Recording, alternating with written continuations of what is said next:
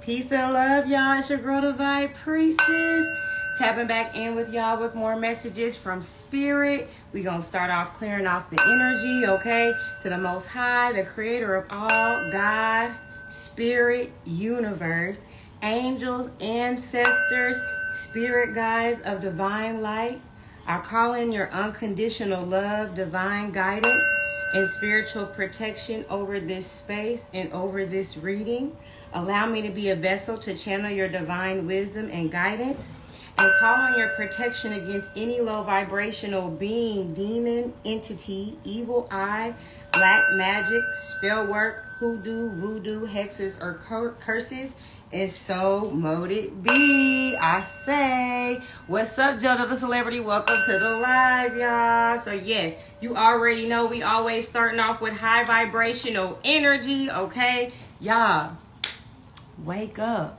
Gotta thank God because he be blessing me, okay? Emmanuel the Prophet, y'all. I gotta go follow him. He been having me so hyped. Like, his music just be, oh my gosh, it just gives me so much life, okay? But y'all, I'm so excited today. Like I said, the energy is just high. You know what I'm saying? So, always got to keep our vibrations high. But low-key, this little live session right here going to get deep, okay? We're going to talk about breaking the cycles of attracting or entertaining narcissism, because I don't know if we can really break the cycle of attracting narcissists. But maybe we can, because the more boundaries we have up, the easier it is. I feel like it'll be almost like a narcissist will look at you and be like, do I really want to fuck with this person? I don't think I'll be able to manipulate them like I want to. You know what I'm saying? So they may just try to find a new victim. You see what I'm saying? When you have your energetic boundaries up, they see it. They feel like, oh, okay. Then they see you when you're just too nice, you're too vulnerable, you're too kind. Then they will also see like, oh, okay, that's the one right there. I'm about to blow this bitch up. You feel me? Like, that's exactly how that energy is. You see what I'm saying? So, yeah. So we're going to talk about breaking the cycles of entertaining narcissists, okay? We're going to talk about narcissists and their smear campaigns, okay? We're going to talk about love bombing, gaslighting, personality disorders, bipolar, sociopaths, psychopaths. You know, it's all literally, it's a mental illness, right? A lot of these things are, these are indicators, right? That there could be some type of vibrational or energetic parasite, okay?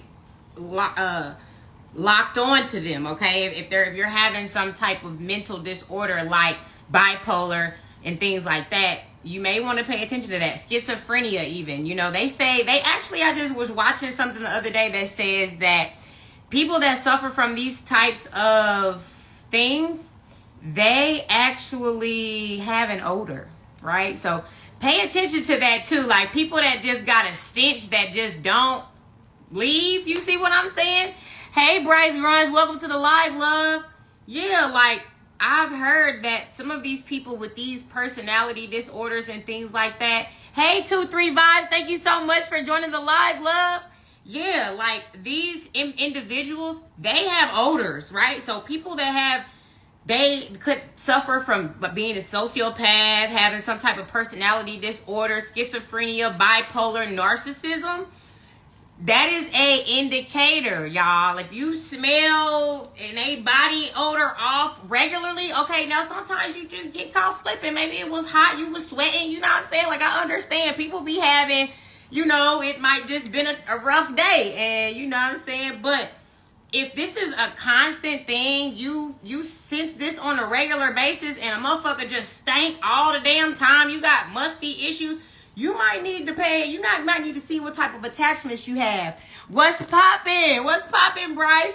But yeah, you may need to tap into, or not tap in, but I'm just saying, we're looking for indicators, right? We're looking for things, and when we're trying to size somebody up, right? Because we're protecting our energetic sovereignty. We're not just letting narcissists latch on to us. We're not just letting people gaslight us no more. We're not just being overly kind. You feel me? You know what I'm saying? 2, 3 vibes. You already know. Like, if you got, like, my thing is, it's about self-love, right? So we shouldn't just be walking around with no odors. Like, we should know that if our little shit ain't, about the right, there gotta be some type of parasite. Because why would you even allow yourself to even carry yourself and knowing you ain't smelling right? You see what I'm saying? Like, that gotta be some type of spiritual parasite on you that would even allow you to carry yourself like that. Now, I do understand they say that some people, suffer from, issues that could have to do with your hormones and things like that. But that's the responsibility. You gotta nip that shit in the bud and take care of that. You see what I'm saying? But anyway, not to harp so much on people's body odor, because some people, maybe they just sweat a lot or whatnot. But this is something that is, we can Google it, y'all. This is a known thing that sociopaths, psychopaths, bipolar, schizophrenia, a lot of these people who suffer from these illnesses, there's an odor that is associated with that. Okay. Also, y'all, we're going to talk about cult leaders, versus gurus. You see what I'm saying? You can smell a funky soul a mile away. Big facts, bro. Like, you can smell that shit from a motherfucking way. And then you be like, shit. And like I said, when you're a nice, kind person, like, you're not going to try to highlight that to anybody or call them out about it, but it's an awareness that our nostrils be having. You see what I'm saying? Hey, Aphrodite, thank you so much for joining the live, love. Good to see you, mama. Yeah, so when it comes to our spiritual sovereignty, when it comes to us having an awareness about our own power, right?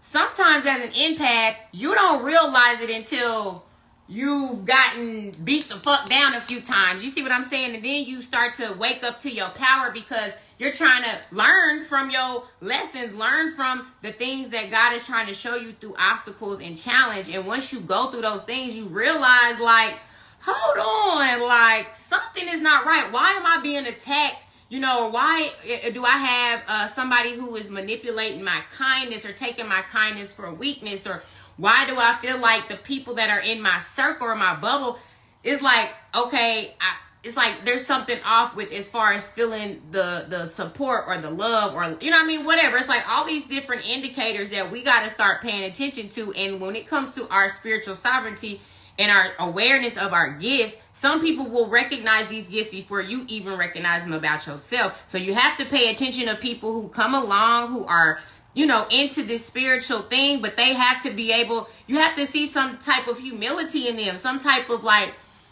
some people will come along and utilize their spiritual gifts to prey on you. You see what I'm saying? Hey, Manifesting Queen 29, thank you so much for joining the live, love.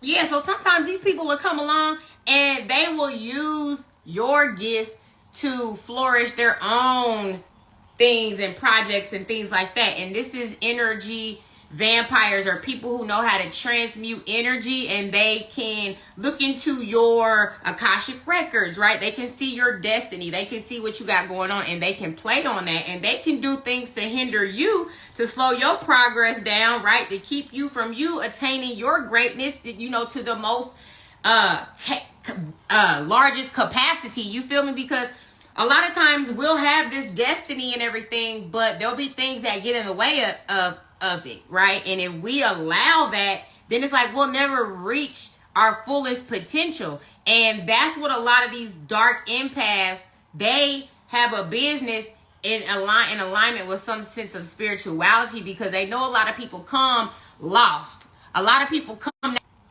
a lot of people will come not knowing their gifts. You see what I'm saying? And then here they come trying to, come as somebody that you can trust, right? And then they come and they're able to, because you're giving them permission anyway, because you're looking at them like, oh, you're trying to seek guidance from this person, right? And they, instead of using their gifts to help you, they may appear as if they're helping you, but then low key, they're spiritually spying on you and your destiny and what you got going on, and seeing how they could possibly use that to their benefit. You see what I'm saying? So this is something that we got to pay attention to, y'all, because my thing is, I done dealt with so much situations with people that is too fucking close proximity to motherfucking me. You feel me? And I had to realize, like, hold on, like, how am I even letting people like this close to me? Like, I would have this, you see, it's like you have this unwavering faith. When you have an unwavering faith, right, you have that for God, right? But you can't always make assumptions that everybody have the best intent and the best heart when it comes to their intentions. You know, what is the intentions is something that we got to start paying attention to with people too. When people just want to come and offer you things, or people just want to do things for you, because in reality, people like to tie and lock in. And they'll do that under the guise of, oh, I'm just trying to help. Oh, I can give you this. I can offer you that. So then you feel an obligation, or you feel like you owe them something. Now you got to repay them back for some shit that they offered up without you even asking. You see what I'm saying? Now you energetically tied in with the motherfucker. You see what I'm saying? Hey, Manifesting Queen 29. Welcome, love. So it's like, yeah, at the end of the day, these are things we got to pay attention to, because as an empath, you attract these types of people around you. And your whole life, right, you may have not even realized that you had a gift that you didn't recognize, because a lot of times God will hide these gifts from you because he's trying to build you up, build your power up, so you can utilize these gifts in the way that he sees them to be fit, okay, for you to utilize these gifts. And if you're not utilizing these gifts that way, you know what I'm saying, those same gifts that he activated within you, he can deactivate. You see what I'm saying? And some people's gifts are locked away, and they put on pause. You see what I'm saying? Until you experience some type of life purpose, or you go through a lesson and you elevated and you've mastered something. Then it's like, okay, boom, now you can utilize these gifts. I'm going to activate these gifts within you, okay? And then now, boom, you activated your purpose. You activated your destiny. Now you are in alignment with what you're really supposed to be doing, right? In life, we could be living life thinking that our life is just everything is supposed to be.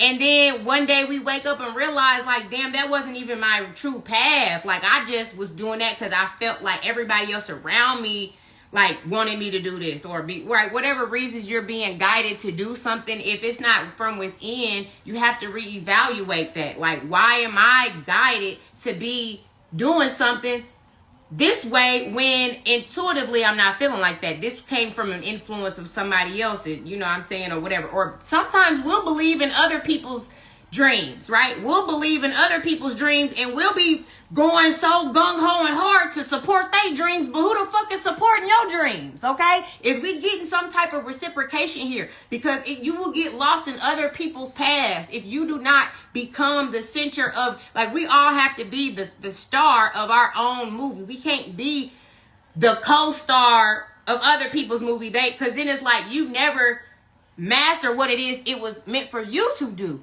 Hey, Cheese from the 6-4, what's up, bro? Welcome back to the live, love. But yeah, it's like, at the end of the day, if you don't know who the fuck you are, and you're steady jumping on to everybody else's, you're the co-star in everybody else's movie, right? You're like supporting them, you're building their brands. Hey, Control Freak Nard 219, thank you so much for joining the live, love.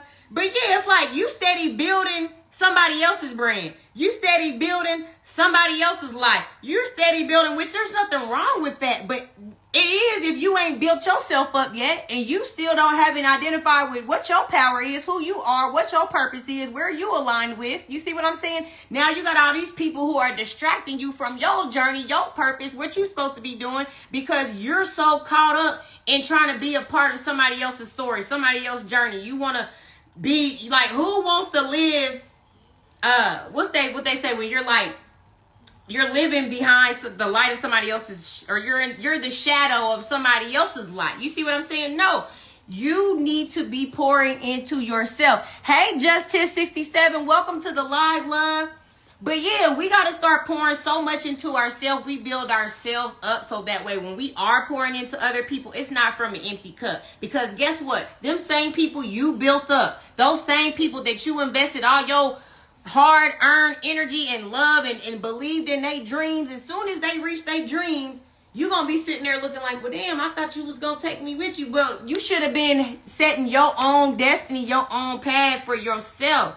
Okay? Because don't get lost in other people's dreams and aspirations when you got your own dreams and aspirations to attain. You see what I'm saying?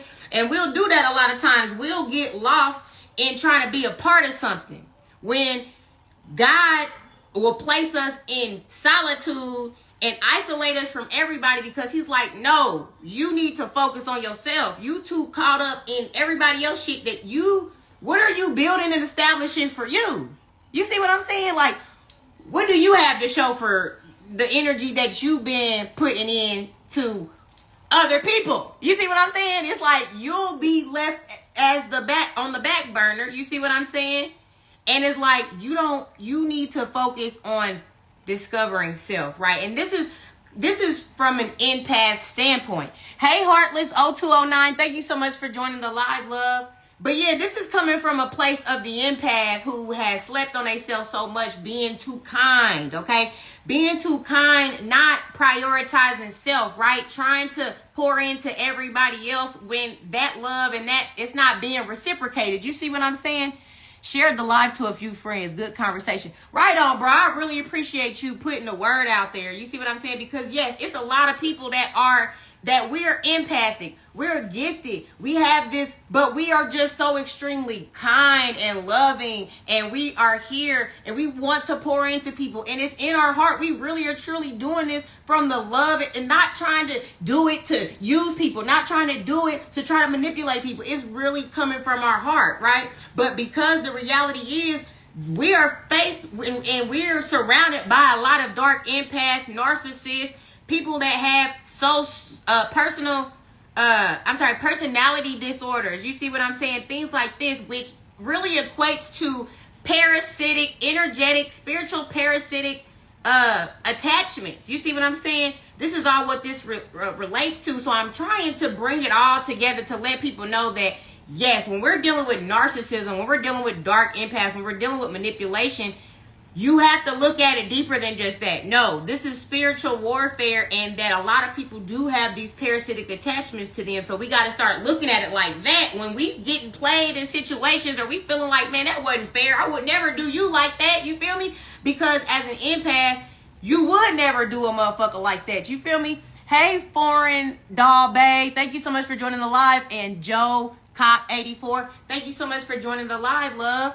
So yeah, it's like, you would never manipulate somebody trying to get over on somebody with no good intention. You see what I'm saying? But because there's so many people around that have been bred by this society, because that's what Western society and civilization does. It breeds narcissism. Hey, Kyra Zane, thank you so much for joining the live, love.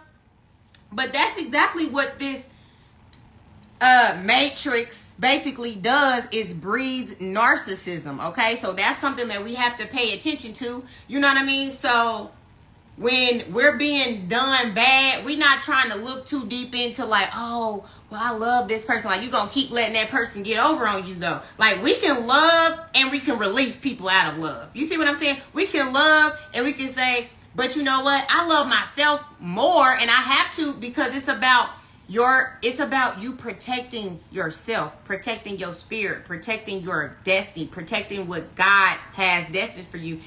Empaths got to teach the self not give a fuck. Facts. So much. It's like building a skill. Big facts, bruh. I swear it is. Rose Gold Brand, thank you so much for joining the live. But yeah, we got to teach ourselves not to give a fuck because we care so much. You feel me? But like you said, bro, it's like building a skill or building a muscle. It's like if you don't work on it regularly, you see what I'm saying? Then your intuition be weak, and your intuition be weak, and then you don't even realize people are out here doing this shit. You see what I'm saying?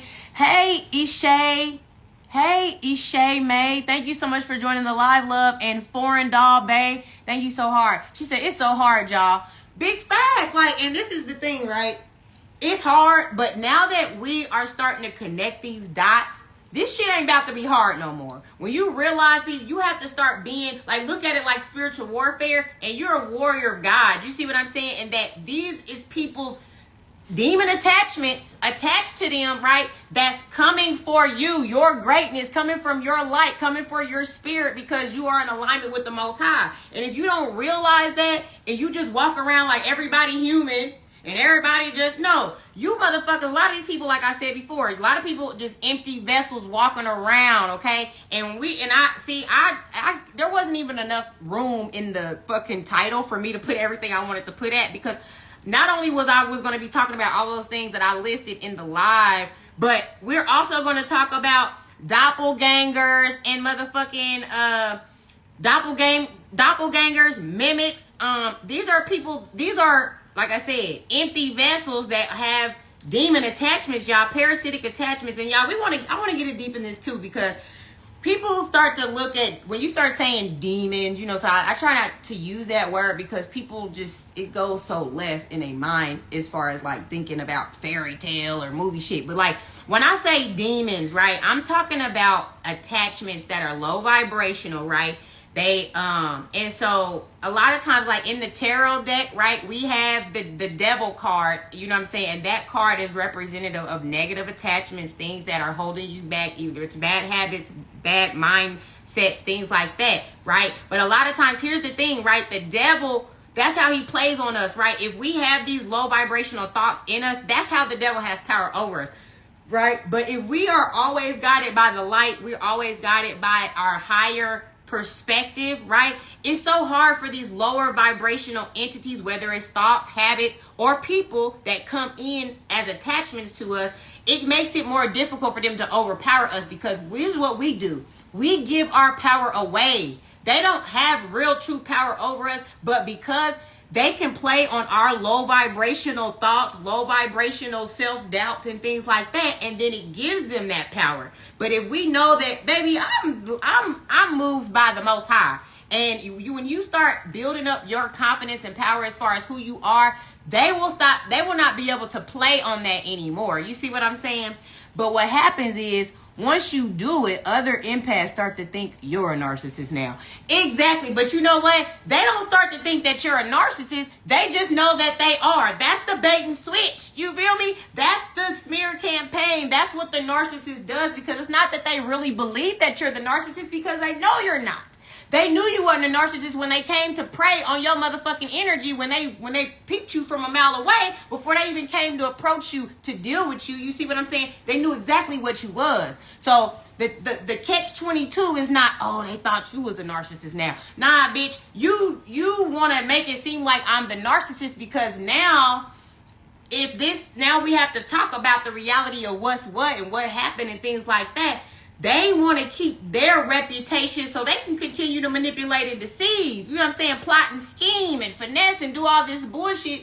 And it's like, if you know the truth about them and somehow it gets out, that's going to ruin their way of life. You know what I'm saying? Because it's like they thrive from other people's energy. It's like they really don't have a place to manifest from, honestly, because they're so broken and dark inside. You see what I'm saying? So they prey on other people's creative life force energy. You see what I'm saying? So these are the things that you got to pay attention to, because like it's everyday shit. It could be your homeboy, it could be your homegirl, it could be your mama, it could be your daddy, it could be your, you know what I'm saying? It's like, we got to realize that this is people who be in close proximity to us. This ain't just motherfuckers just, oh, you know, these are the people that affect us the most, be the ones that we deem the ones that we love the most. Like, a lot of times we accept a lot of fucked up shit from people because we love them, because we give them grace, because we're like, oh, that's my family, you know what I'm saying? I've been knowing that person since, you know, we go way back, like, you know what I'm saying, whatever. You let these things lock you in with people that been plotting on your downfall ever since they motherfucking met you. You see what I'm saying? So it's just like, we gotta learn how to not be just so like, I'm not saying don't be kind and I'm saying be discerning. Know yourself, right? Learn your intuition, and when you start seeing motherfuckers move certain kind of way, you don't just chop it up to you don't make excuses for them. I used to do this all the time, y'all. I would make excuses for people. Like, when people be rude with me or something, or do some shit that I feel like I would never treat you like that in this situation if the roles was reversed. But I feel like if a motherfucker do that, like, I will make excuses for them. Like, I I know they probably, they just ended up having a bad mood. They just having a bad day. I know, this shit just happened to them. Like, I know they're going through some things. And, you always had a higher perspective where you try to look at things from a mature standpoint, calm standpoint, where you're not just reacting off of disrespect either. Like, you want to handle things maturely and all of this and that. You see what I'm saying? But people will know that people will know that you'll take the high road. So they'll get you literally train these people to know how you gonna respond to they motherfucking bullshit, right? So then you could keep on perpetuating this abuse, right? You're allowing it in essence because you're kind of letting them see that all they gotta do is come with some weak ass apology and you'll let them back in, or all they gotta do is come up with it. You know what I'm saying? It's like we gotta start standing firm on our own. Like I said, spiritual sovereignty. Hey, Remix Nikki, thank you so much for joining the live, love. Sending you so much love. I'm so glad to see you here in this space. You see what I'm saying? So yeah, when it comes to narcissism, when it comes to smear campaigning, like that is exactly what they'll do. When you feel like this person is being disrespectful, not treating you right, and then you stand firm on your boundaries and you start creating boundaries like, no, honey, this is not how we are going to handle this. Like you probably be trying to deal with it in a more mature way, but these individuals will be like, okay, well, if I no longer have control over you because now you see me with my mask off, you feel me, now I got to go ruin your name with everybody. Now I got to smear your name because if it's like me against you, right? It's like, they're at the point where they like, I have to smear your name because if they find out that I'm really the narcissist, you see what I'm saying? Then that's going to ruin the way that I get ahead. That's going to ruin the way that I can manipulate and deceive others because now they're going to see me from a mile away. You see what I'm saying? So this is something that people got to pay attention to. And if you're not paying attention to it, then it's like you're leaving yourself open, really, to have this abuse done to you because empaths they're preyed on. Hey, Afiel7, welcome to the live, bro. Yeah, they'll literally prey on you and see your downfall. Yes, bro, Remix Nikki, you feel me, right? Like, these people will literally come in and see your heart, right? See your spirit, see that you giving, see that you loving. And it's like they're an empty fucking pit. They're a fucking black pit. So it's like all the love and all the everything that you'll pour into them, it just goes into a fucking void, right? Nobody is like that love that you're giving isn't building them up, isn't, because it's like they still have this dark, hey, it's almost like they despise you too, because they're like, how do you have all this love to give? And I don't, because narcissists, they are fearful of love. You see what I'm saying?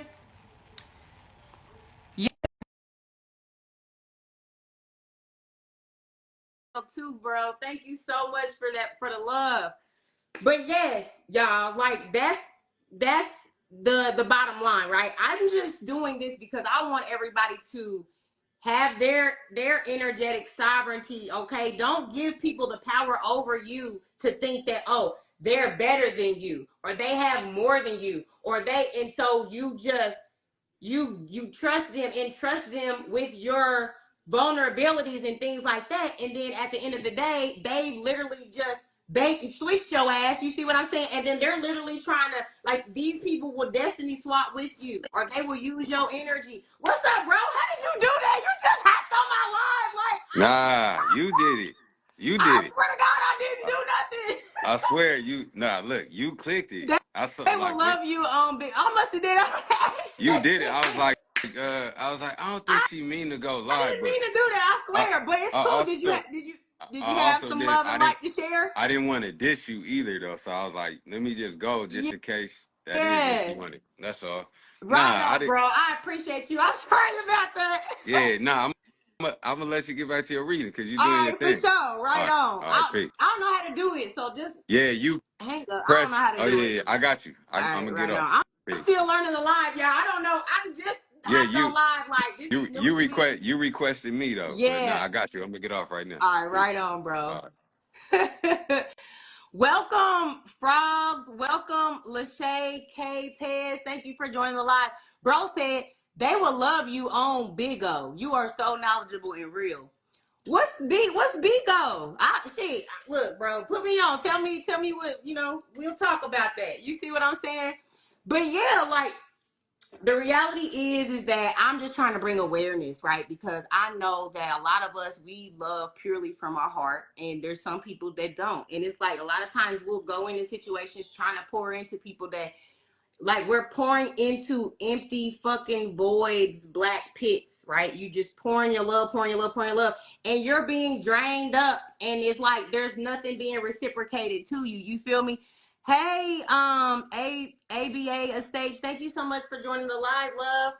Yeah, so it's just like you get into that point where you go into, see, and this is the problem. See, I don't want people, because it's like you be really true at heart, but then you damn near turn into a fucking dark empath, because you be like, oh, okay, this is the game, this is what's happening. Everybody want to motherfucking play and be on bullshit. Bet I see the game, I'm gonna play it too. You know what I mean? Now everybody playing this fucking game. You feel me? Like, I always used to say this.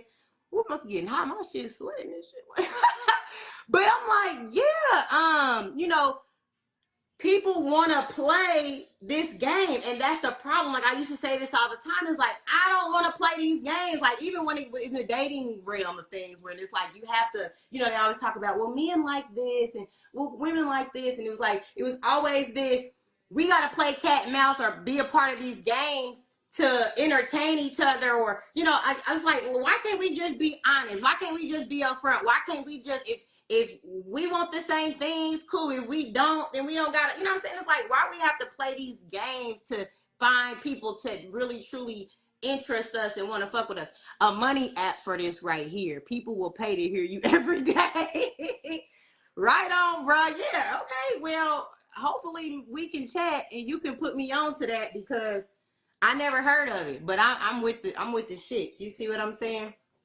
So, but at the end of the day, that's what it's all about. Like, we wrapping this shit up because we don't want to be manipulated no more. We're not looking to be played with anymore. You see what I'm saying? Like, who want to keep playing? You know what I mean? So let's see, y'all. What else? Oh, so here's another thing that I wrote down, which was Constantine. Okay, like I had got this download about Constantine. I don't know if any of y'all seen the movie Constantine. Okay, but Constantine was about it was, I guess in the movie he was kind of like a fallen angel. You see what I'm saying?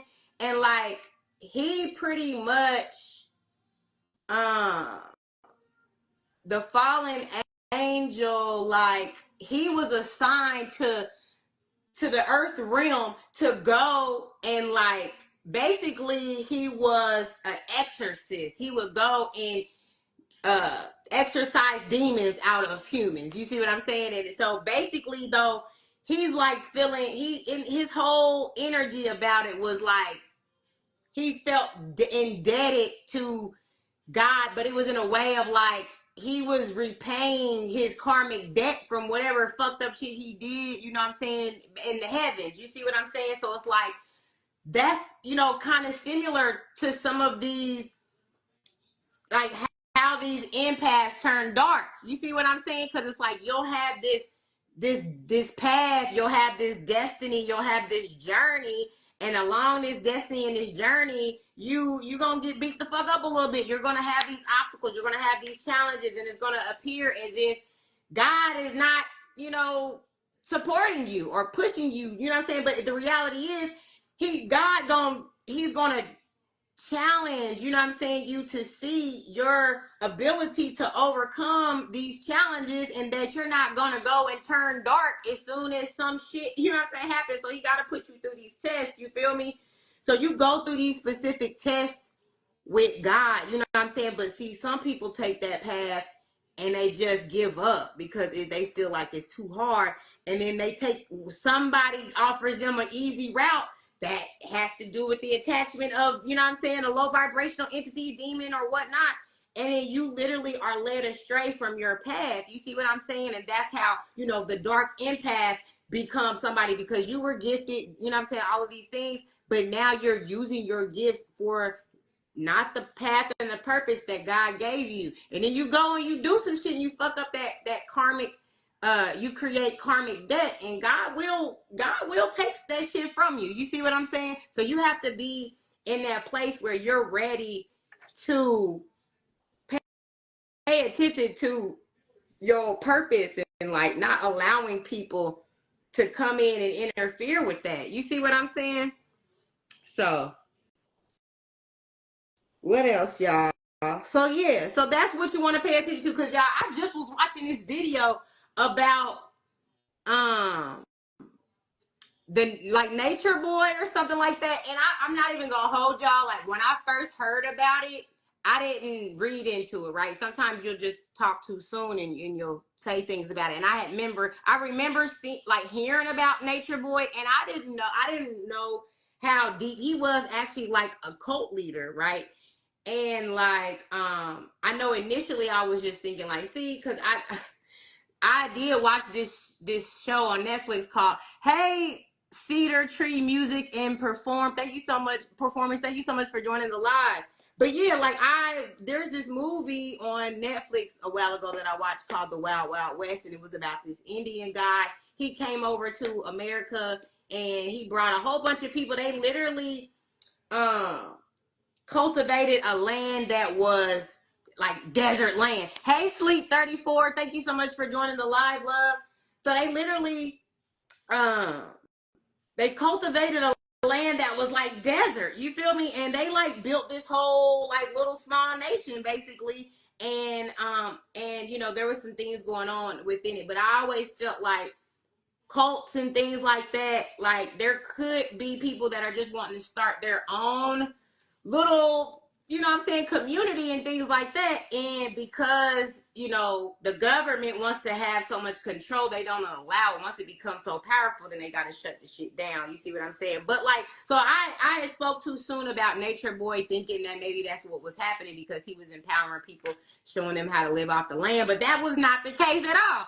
Nature Boy was really a real cult leader, and he was an extreme narcissist, right? Like I seen a video where he was like, bitches, why ain't nobody ever stand up around me? Like he made everybody like go, like he was acting like this is the God complex that these narcissists have. You see what I'm saying? To me, if you have a God complex, you see what I'm saying, and you have this superiority complex and things like that, that is a clear indication of these dark empaths, these people that have these energetic parasites on them. You got this so-called God complex, and you think somebody's supposed to be praising you when really you're using the gift that God gave you to empower these people. So it's like, if you're not giving it and praising it all to the Most High, then it's like, what are you really doing in it? Who are you really low-key, you know, divinating from to get this information? So do you believe that we have God in us? I do believe that we have God in us. That's what I'm saying. Like God, big G, the big God, the Most High, okay, the creator of all. He's within all of us, but God gives us the free will to choose, right? So some people come into this world and they choose, like God will put us on a path. God will put us on his path, right? But then because we don't have no clear connection, no direct connection to God. We over here looking for connections with God through the church. We looking connections of God through somebody else, through the words of the mouth of somebody else. When you have your own personal connection to God, right, and you built that way of communicating, right, because God communicates with you differently than how he might communicate with somebody else. You see what I'm saying? So it's like, we got to start developing that relationship first. And then we start developing that relationship, then God will highlight the path that is specifically for us. But until we have that direct connection, right, the path that we be on, a lot of times it don't be in alignment with what the Most High wants for us. So then we having all these obstacles. Now, don't get me wrong, right? You're gonna still have obstacles even on your path to the Most High. Hey, Relove 129, baby. I'm gonna make sure I hit you up later, okay, girl? I was taking a spiritual bath, and then I wanted to get on live, so I'm gonna make sure I hit you up soon so we can finish chopping it up, baby. But yeah, so like it's one of those things where yes, we have to identify our own personal connection, so that way can't nobody else confuse us about what God really wants for our path, right? Because our path, can't nobody else tell us what our path is. That's for us to discover. We gotta go within and figure out what that is. You see what I'm saying? So that is why, though, a lot of times when you're gifted, or if you might be just lost, right? These narcissists know that narcissists or dark empaths.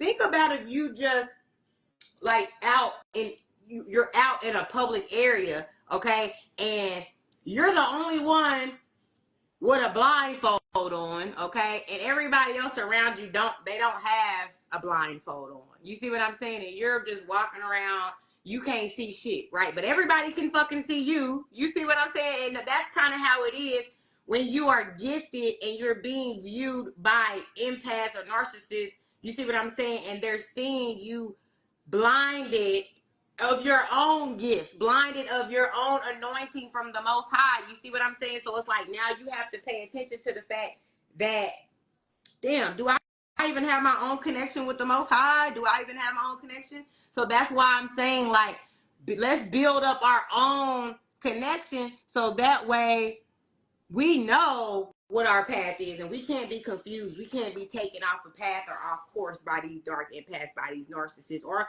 by these doppelgangers that really want to be you. Because a lot of times you'll inspire somebody so much that now they, like, you just notice like little mannerisms or little things, and it's like, damn, you was really trying to take my essence. You see what I'm saying? But it's okay, because at the end of the day, nobody can take your essence when you're true to the Most High God. You know who you are, and you're not trying to fit some persona, and you're not trying to be somebody else. When you're truly who you are, that's going to happen too. Like, you're going to inspire people. You're going to be a innovator. You're going to be a trendsetter. People are always going to try to be you. But one thing I don't agree with, people who are doppelgangers, these are people who would like try to tap into your energy to try to harness it, okay, so they can try to be like you. And it's like, baby, be like yourself, okay?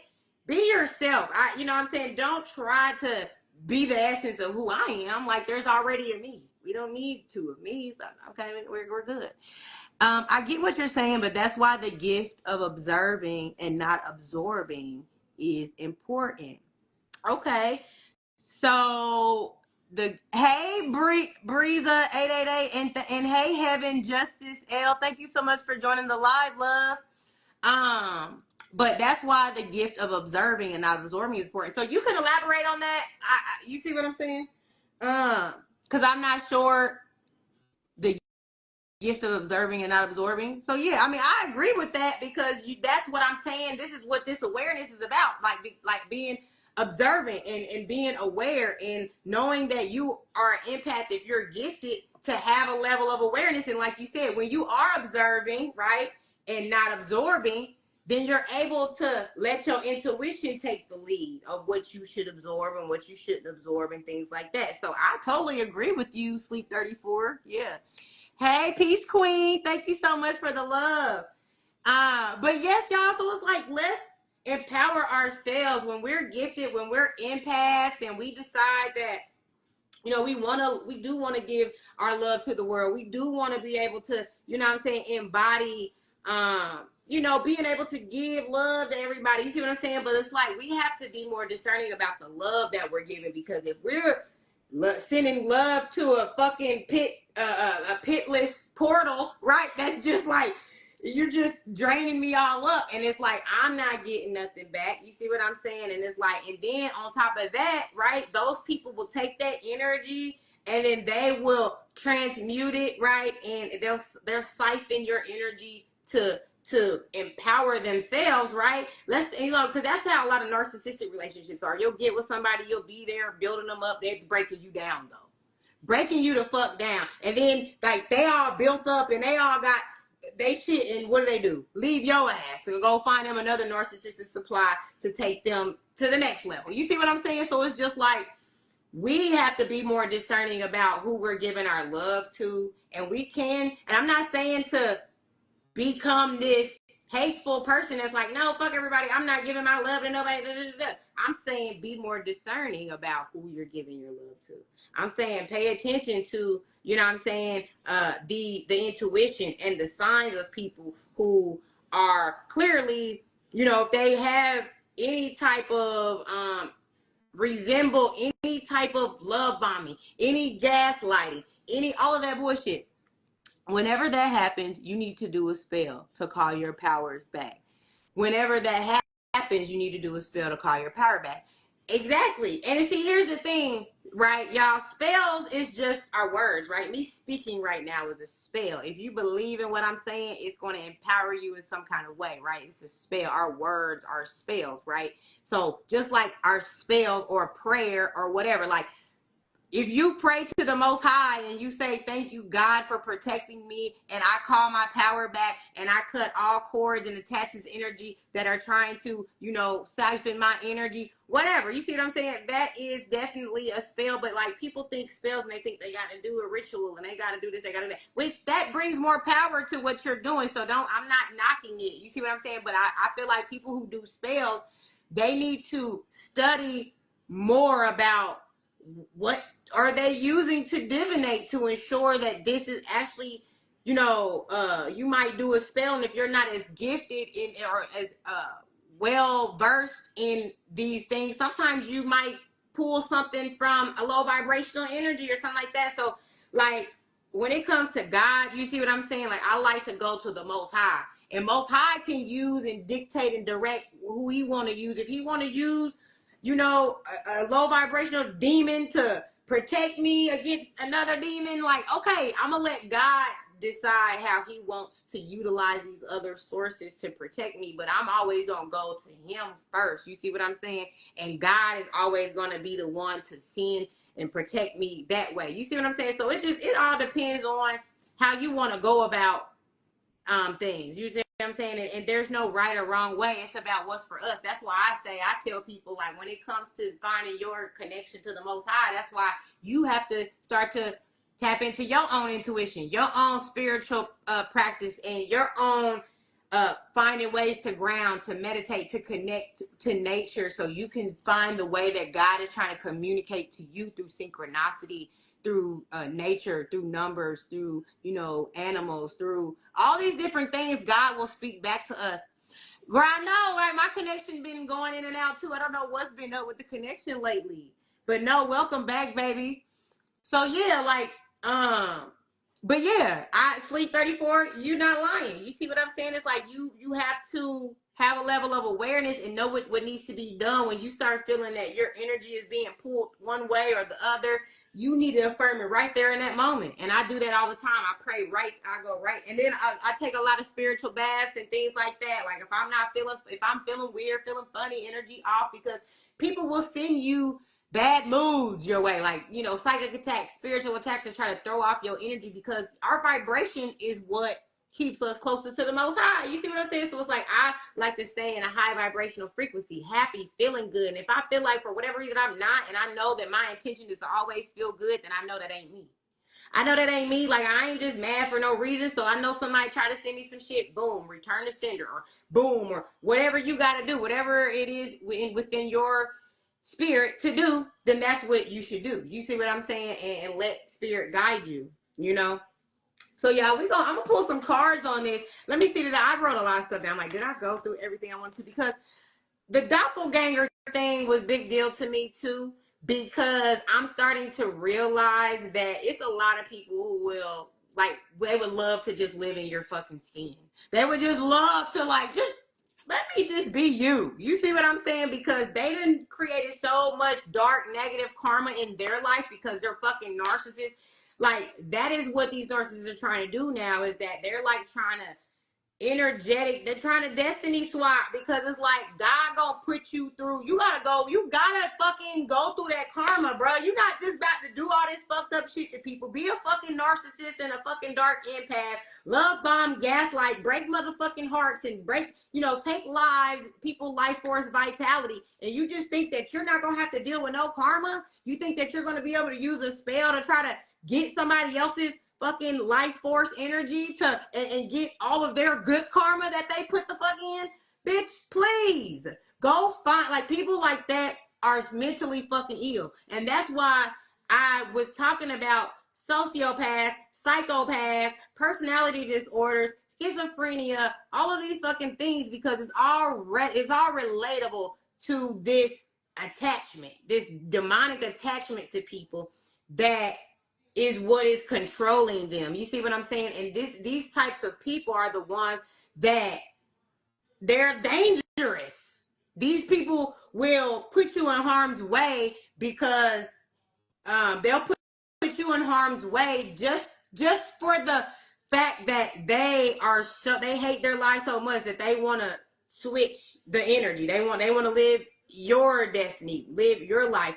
And you know, if you're not connected to the Most High, if you don't have some type of spiritual sovereignty, hey cuz, welcome to the live, baby. I miss you and I love you. Yeah, if you're not literally if you are not protecting yourself spiritually, if you don't have a level of spiritual sovereignty, you see what I'm saying? These people will try to destiny swap with you or just attach to you and cause you turmoil because they know the key to swapping with you is bringing your vibration to match theirs, right? When your vibration is low, that's when these demons can attach to you. You see what I'm saying? So that's why it's so important for you to keep your vibrations high, even when you're going through the extreme darkness, okay? Because I'm telling y'all from experience, y'all. I didn't hit rock bottom. I didn't been in the complete darkness, and all I had was God. You see what I'm saying? And God is who empowered me. God is what showed me the way. God is what started to expose all of this shit. God is the one that started telling me, nah, you got to start paying attention. Because I always used to ask myself, why the fuck do I keep attracting these fucking narcissist relationships? Like, I know that I'm a good person. I don't fucking deserve this. You see what I'm saying? Hey, cuz. Mwah. So it's just like, yeah, I don't fucking deserve this shit, and I'm tired of dealing with it. And I would always be like, God, I've learned my lesson, like, because I knew it was about my self-worth. So every relationship, it got to the point where each relationship would get shorter and shorter and shorter, because as soon as I would see something, I'd be like, oh, God, all right, God, I'm answering the call, okay? If he's showing me that I'm not being loved and respected, I'm going to leave, because I know my self-worth, God. Like I'm always trying to prove myself to the Most High that I see the lesson. Like, if the lesson is for me to know my self-worth, I'm not going to sit here and take this. I'm going to leave, right? But sometimes as an empath, we like to give people the benefit of the doubt, right? We like to see the good in everybody. So we won't assume the worst. We won't assume that these people are out here plotting on us, that these people could put us in harm's way, that they don't give a fuck about us. You see what I'm saying? So it's like, that's why it's so important for us to start to take a level of accountability and just being like, you know what, why was I even attracted to you in the first place? It was coming from a place of lack, right? Hey, love and love for life. Thank you so much for joining the live. But yeah, like, you get to this point where you're like, oh, you know, why have I been attracting this type of narcissism? You see what I'm saying? Or why have I been attracting this all my life? And it's because from lack, right? You've accepted these people into your life from a place of lack or from a place of void, right? You know what I'm saying? Because I know there's been so many, I can look back on even like the last relationship I was in.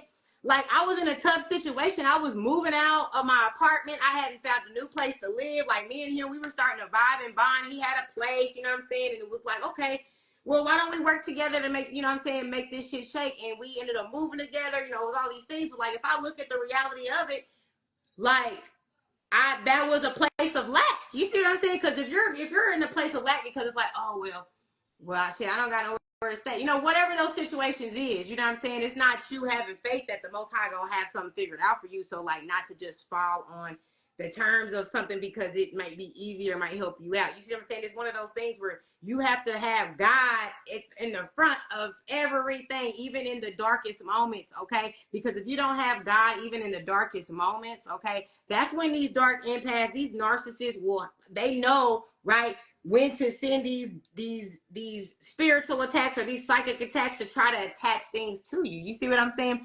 Hey, Stephanie Wells 9279, thank you so much for joining the live. Yes, preach, say it again. Yes, big facts. Like, we have to take accountability, and when we start taking accountability, we'll start realizing where we fucked up when we chose that person. And then we instead of like we don't want to be victims no more. We're not going to be victims. We're just going to say, you know what, God, I see what you was trying to show me, and I've learned my lesson. And now I'm going to move differently, okay? And now I'm going to pour so much into myself that I'll never be in a situation where I have to settle for something, you know what I'm saying? Or anything. Like, it's just you putting yourself in position to build and big yourself up so you don't even have yourself surrounded in these types of environments and things. But it's also about us starting to have this confidence, this like knowing our power, standing on business, you feel me, standing on your square about who you are. And see, the problem with empaths, like, we always like, it's not like we don't love ourselves, it's not like we don't know, you know, it's just at the same time a lot of empaths have dealt with rejection, dealt with abandonment, dealt with things where their own family didn't support them when they, like, you know what I'm saying? Like, when you have that, you just, like, you might believe in yourself, but you don't feel like other people do. So it's like everything that you're doing is like you're still doing it, but it's like then now you're trying to like overly prove yourself to people to show like your worth and your value, because when you were younger, your own parents or own people didn't pour into you to make you feel valuable. So now it's like you feel like you gotta prove your value to people. Well, you don't gotta fucking prove shit. You see what I'm saying? Because now that we know that they already knew, they knew before you. So it's like, now why are we fucking proving things that everybody else really around us know already? But we are the only ones sleeping on our motherfucking selves. You see what I'm saying? Hey, Anisha, the Hairdashian. Welcome to the live, love. That's such a cute name too, girl. That was some great marketing right there. Okay, I love it. But at the end of the day, I'm at the point where it's like, yeah, we gotta come, we gotta walk, we gotta, nigga, say it with your chest. God damn it. You feel me? Like, you gotta know your power. You feel me? You know your power, and we not sleeping on ourselves no more, because people will see your power, know your power, and not even want to big you up and empower you or be like, girl, you got this. You know, they don't want to be your cheerleader. They want to feel better than you. It's feeding their ego to beat down on somebody that they really know low key has this light and this greatness, but it's like it feeds their ego to just feel like, well, shit, I must be better than them because they don't even see it, and they over here catering to me. You know what I'm saying? So it's like very ego based. You know what I'm saying? So it's like my thing is, these people are so dangerous too that it's like, I got to the point where I felt like it was important to remind people that, nah, this is not just no fucking, you know, when people say, oh, you're a narcissist, and it's like you're saying it like it's just saying calling somebody a bitch or something like that, and like it's just a bad name. But no, narcissism is a real mental illness. Okay, so calling somebody a narcissist is saying you a few lines down from fucking psychopathic. You see what I'm saying? So it's like, it takes a few fucking snaps, a few experiences where boom, next thing you know, you're this person could lose it, all their shit, and just say, you know what, I'm gonna turn all this frustration on you and unalive you. You see what I'm saying? Like, do you see all these fucking things on social media where people are coming fucking unalived from people that are so close to them? People supposed to be their friends, people supposed to be their family, people supposed to be their man, they fucking baby daddy, they killing their kids. Like, this shit is getting out of hand, right? It has to be a fucking demon attachment. Who the fuck gonna harm their kids, children, innocent fucking kids? You see what I'm saying? So my point is to say that we gotta make this an awareness, y'all. Everything I love, y'all, this was a download about the dark empath. It was a fucking download.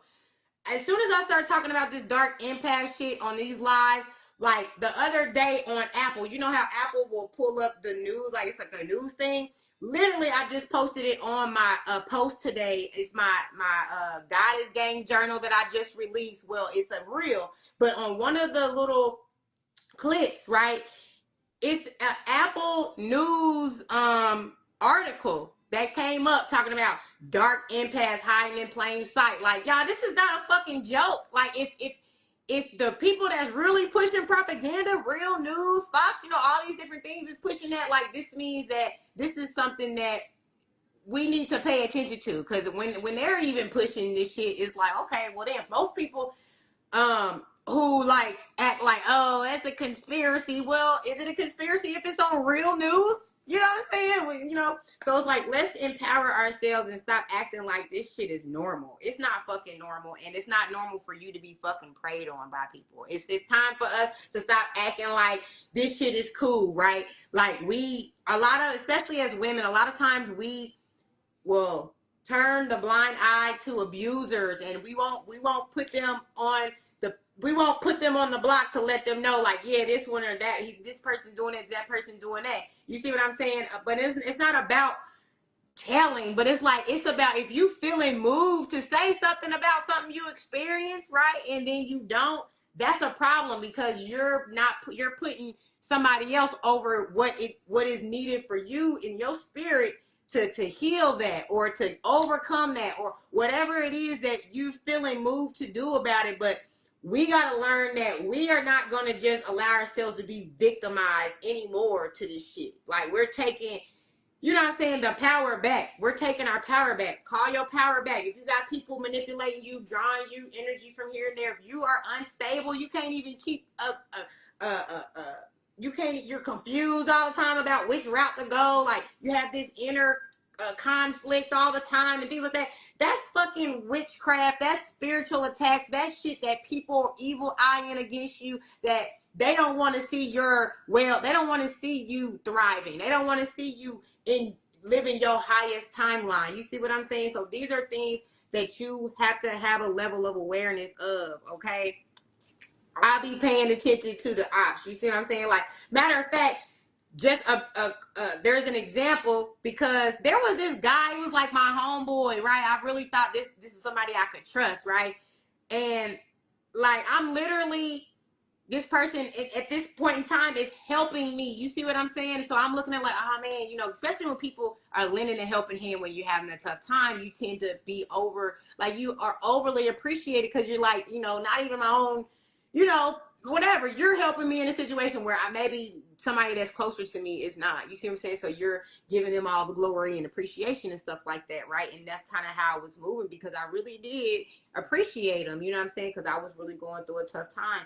And like, I would just notice like little shit, because like we talked about, narcissists will give you shit. Narcissists will, it's called love bombing. They're gonna do whatever to get you to feel like they can be trusted, right? And then as soon as they see like, oh, okay, now I got her in the most vulnerable situation, she can't even go nowhere if she wanted to. I'm about to show them who I really am. You know what I'm saying? Like, now you got to deal with the bullshit that comes with this narcissist. You see what I'm saying? So at the end of the day, when I was doing a ritual, and I had, you know, you have those 7-day candles that you let burn, and I remember it was a full moon, and I had just came back from the full moon. I had been talking to him about spirituality. He already knew what I was into when it came to spirituality, and I told him what it represented and everything. When I tell you, this bitch blew my motherfucking candle out, you see what I'm saying? Like, and I like after maybe like it's probably like about to be, you know, it was like the candle had gotten low, but I had been letting that candle just burn down for days. You see what I'm saying? And at first, it's like in my intuition, like my intuition told me to place the candle somewhere, but I placed them, at first they was out on the balcony, right? But then I wanted to bring them in because it was raining and stuff, and I didn't want the flame to go out. So I brought them in the house and put them in the kitchen. And like one day, like I just was just not even paying attention. I looked over and my fucking candle was blew out. And I was like, did you blow my fucking candle? Like, I was so mad, because it's like, I knew you did that with intention, bitch. Like, you knew I told you. So why would you blow my fucking candle out, you dusty ass motherfucker? Let me see. I just left out the gym and seen you were live, and these people were on the corner giving away food and wanted to pray with me and tell me that my spirit and God wants to use me, and know that I healed and overcame. It's just showing me that even though I've been isolated, as soon as I come out, God shows me he's here no matter what I've been through, and I love it. Girl, I fucking love it too for you, baby. I love it. Like, it just makes, like, I want, you know what I'm saying? I'm feeling emotional about it. You see what I'm saying? I love that. And it's like, that happens a lot, right? You be on my live, and then boom, they send you outside, and everybody's like, so this is just God giving you confirmation. You see what I'm saying? To let you know that you're on the right path. You see what I'm saying? So you just keep doing what you're doing, sis. You see what I'm saying? It's like now that our like us as empaths, like we've been beat up so fucking much. We done beat down so much against people who are either narcissistic or have some demon attachments, you know, these different things. And it's like that beat us down a little bit to where maybe it beat down our confidence a little bit. Maybe it made us like not push ourselves as much as we really should, or maybe it delayed our blessings, but nothing for you will ever miss you, baby. So just because they delayed your blessings, sometimes God will send people in to delay your blessings just because they're waiting, because God wants you to be ready for it. Like if you're not ready for your blessings, God not gonna let them come in, because God don't want to bless you with something that you just gonna give all to these fucking demon attachments that's around you, because you so giving, you so loving, and you want to do something for the same motherfuckers that plotted and prayed on your motherfucking downfall. You see what I'm saying? It's making me cry, and I hate feeling like crying is weak, but it's so much joy I feel. Let me tell you, crying is a release, and it is like God. My thing is, when you cry, you are releasing a buildup, and these are happy tears. Okay, these are happy tears, and so when you have happy tears, baby, that's a blessing. That's a release. Do not ever feel bad about crying. But I'm like, we're Aquarius. Me and you, I know you. We both Aquarius, and we don't like to display our emotions. Like if we cry, we want to be in private. We don't want to be out and everybody trying to ask us, well, what's wrong? Like when in reality, we don't even want to be bothered while we crying. So that's like, we don't want the attention, you know what I'm saying, that it brings. But yes, release that shit, sis. And yes, it's a beautiful thing. Thank you, God, for the confirmation. All praise is due to the Most High. Okay. So at the end of the day, hey Marley, I'm on the live. Relax.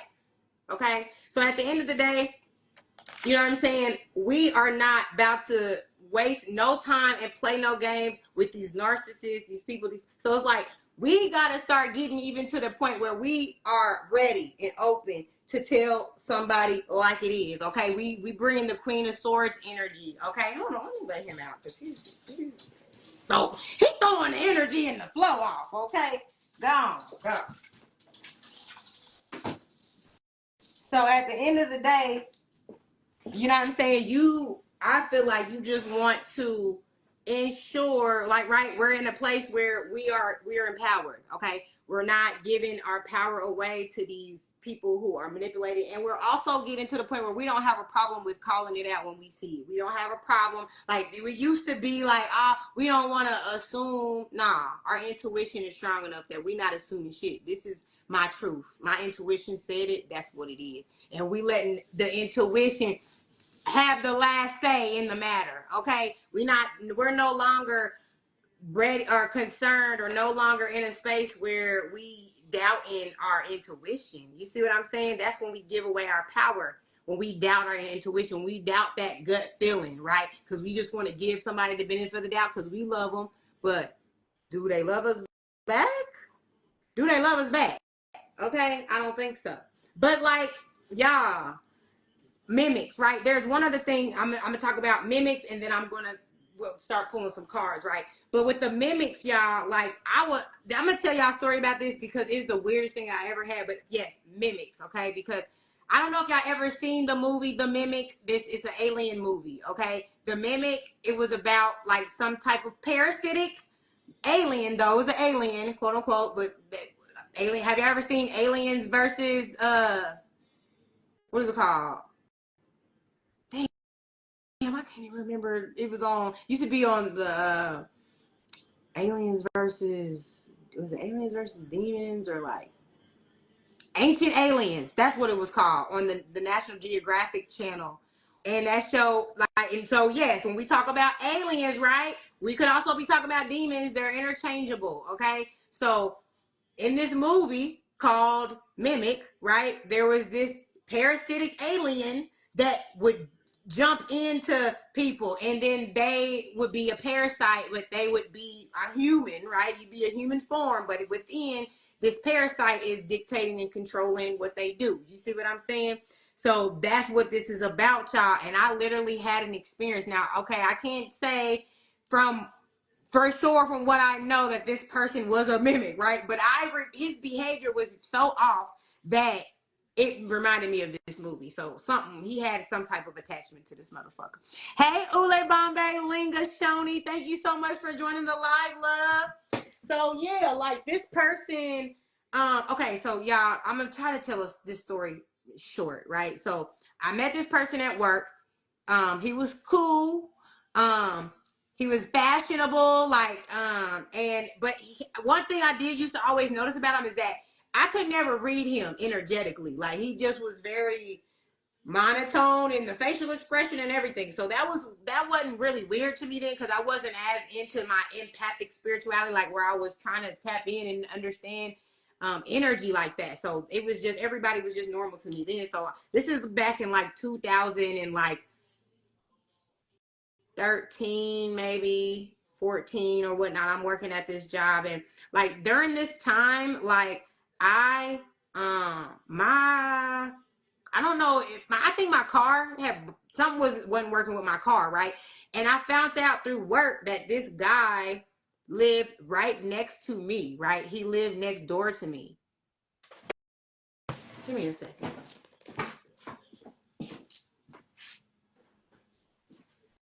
The guy lived next door to me, and the guy lived next door to me. He didn't live right next door to me. He lived in the he lived in the apartments next to mine, right? And so, hey, Vibration Indeed. Hey, Miss Tay Tay 13. Thank you so much for joining the live, love.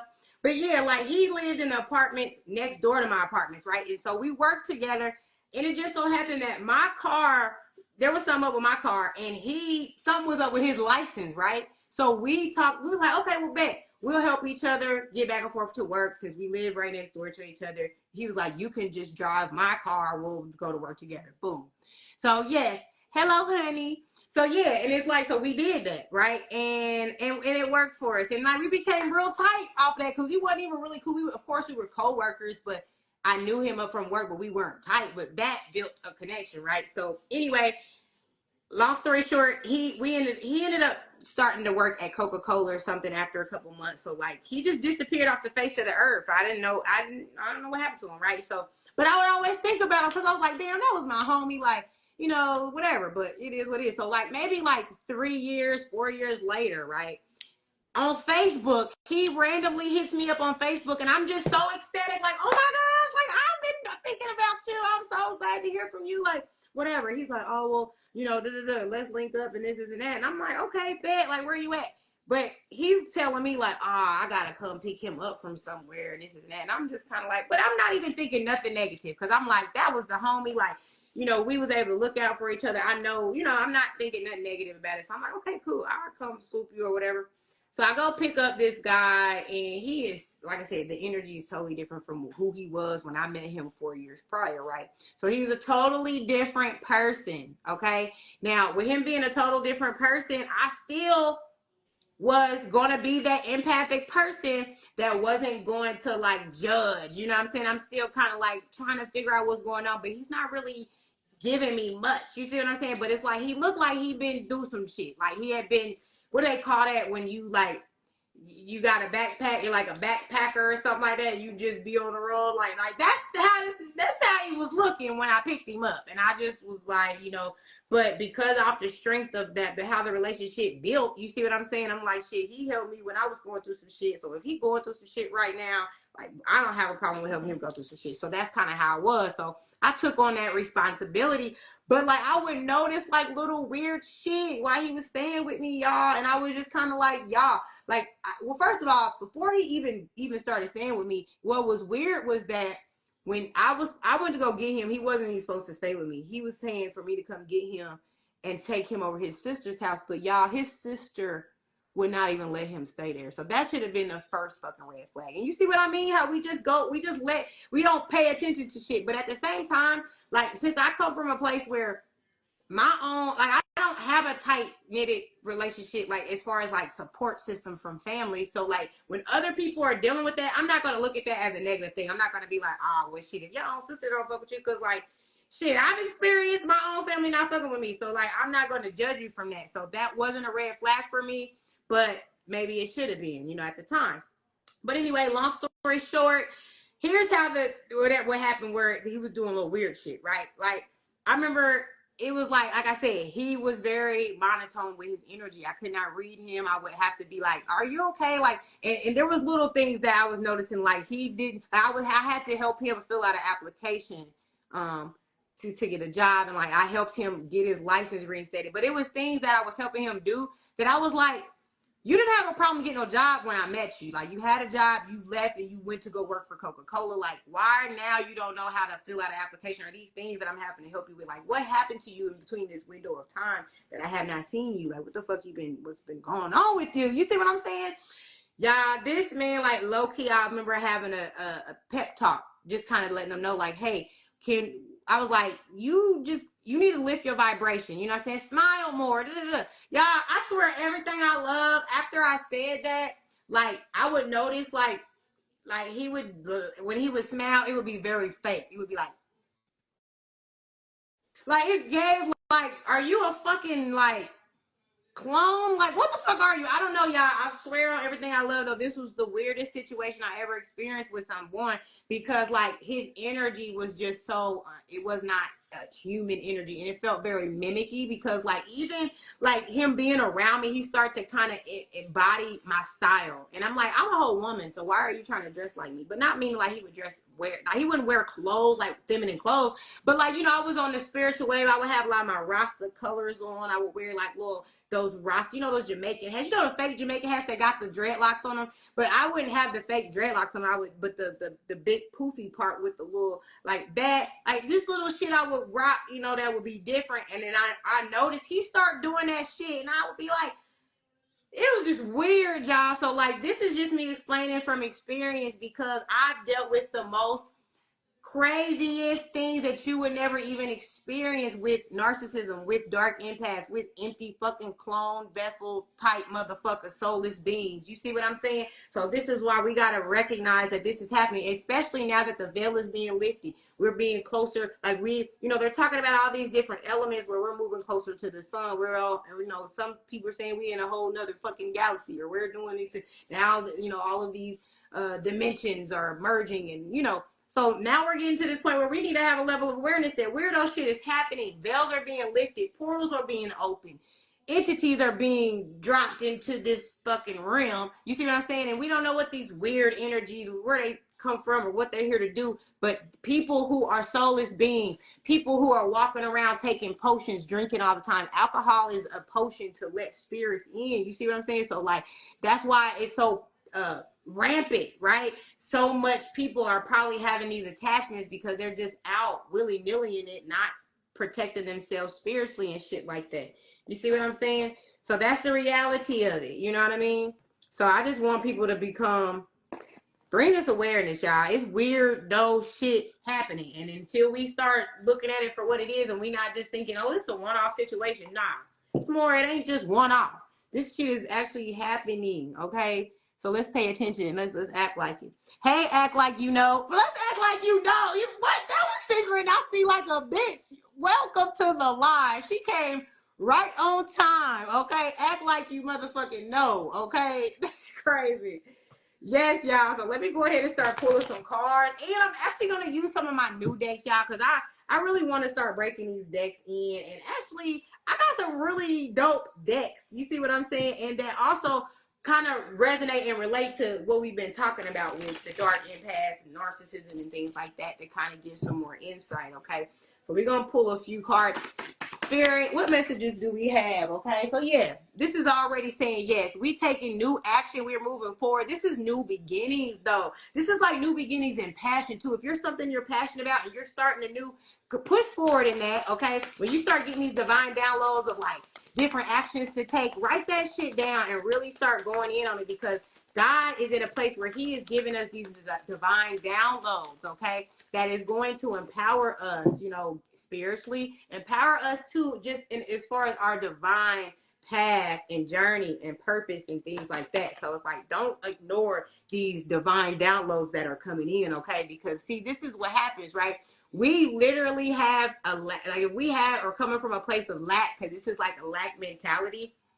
Okay, when we have that, it limits, right, what we can create. It limits the things that we can pursue when it comes to, like, you know what, I have this new epiphany, but like this is coming in and saying, but I don't have, you know, the means though. I don't have the money right now, you know, da da da da da. This is saying no. You have what you need. You just need to take action. This is new beginnings in action. So start taking new action, because you having this lack mentality is not going to allow you to get forward into what it is that you're trying to do. Okay, this is also the energy of somebody who may think like, this is very a narcissistic energy too, because a lot of times this can be somebody who thinks more of themselves than who they really are. And that's like, a lot of times narcissists have that egotistical mindset where they're ego based, and it's not even based in any type of truth, based in any type of thing about who they really are as a person. Okay, and yes, this is all about releasing the low vibrational energy. It's about releasing those things that hold us and tie us to the past. Okay, because this is like, we got two aces. This is all about new beginnings. This is about turning your back on the old shit. Like, when we're dealing with narcissism, the sooner you can say, oh, hell no, baby, I'm turning my back to this shit. I'm not about to play with y'all. Okay, soon as you start turning your back to this shit, that's when these new beginnings just come out of nowhere. New blessings just come out of nowhere. Hey, Frankie, Willow, and me, thank you so much for joining the live, love. Yeah, so that's what happens. It's like you start turning your back to the lack, right? The lack of love, the lack of support from certain people, the lack of, like, damn, you were supposed to be my person, right? But we are just saying, rest in peace to that, and we're moving forward. Hey, pettier than average, thank you so much for joining the live, love. Yeah, and but we're saying, you know, we're turning our back to those things, and we are moving forward, because this is about aces. Okay, when we have new revelations, we take new actions towards what it is that are really and truly in alignment with us, because narcissists are not. That's not who really, like, narcissists come in and they just try to fake it till they make it, right? But it's like, you're not about to fake it till you make it and praying on my motherfucking energy. I think not, honey. Okay, but this is you knowing exactly what is due to come to you. Like, this is that you always walking in that purpose of fulfillment, even with empty cups, even with your cups not filled. You always still had a feelness of feeling fulfilled, right? Because you was allowing the Most High to take the lead when it came to your spirituality, when it came to your guidance, right? When it came to you coming to situations and you confused on how to move forward, you said, you know, I'm gonna sit here in stillness, and I'm gonna know that the Most High is going to send me He's going to give me that intuitive nudge, you know what I'm saying, to make me feel inspired, to let me know which way to be guided, okay? To guide me, okay? Because this is about you putting the work in. You've overcome a fucking lot, okay? You've accomplished so much despite whatever grief, okay? Despite of whatever lack was going on in your life, okay? You still put in the work despite that, and it didn't stop you. It didn't slow you down, baby. And that's what it's about. You have a level of resilience. When we're empaths and we overcome that and we heal from all of the damage that's been perpetuated against us, we become so powerful, right? That work that we put in really empowers us to where it pushes us, and it says, you know what, it's like, this has been a long journey, but you're still destined and guaranteed to get the outcome of the work that you put in, because that work just didn't go, no, it's not just about to disappear just because some kind of narcissist or empath is trying to destiny swap or trying to, you know, siphon your energy. Like, your blessings are your blessings, okay? Like I said, all they can do is try to delay the blessing,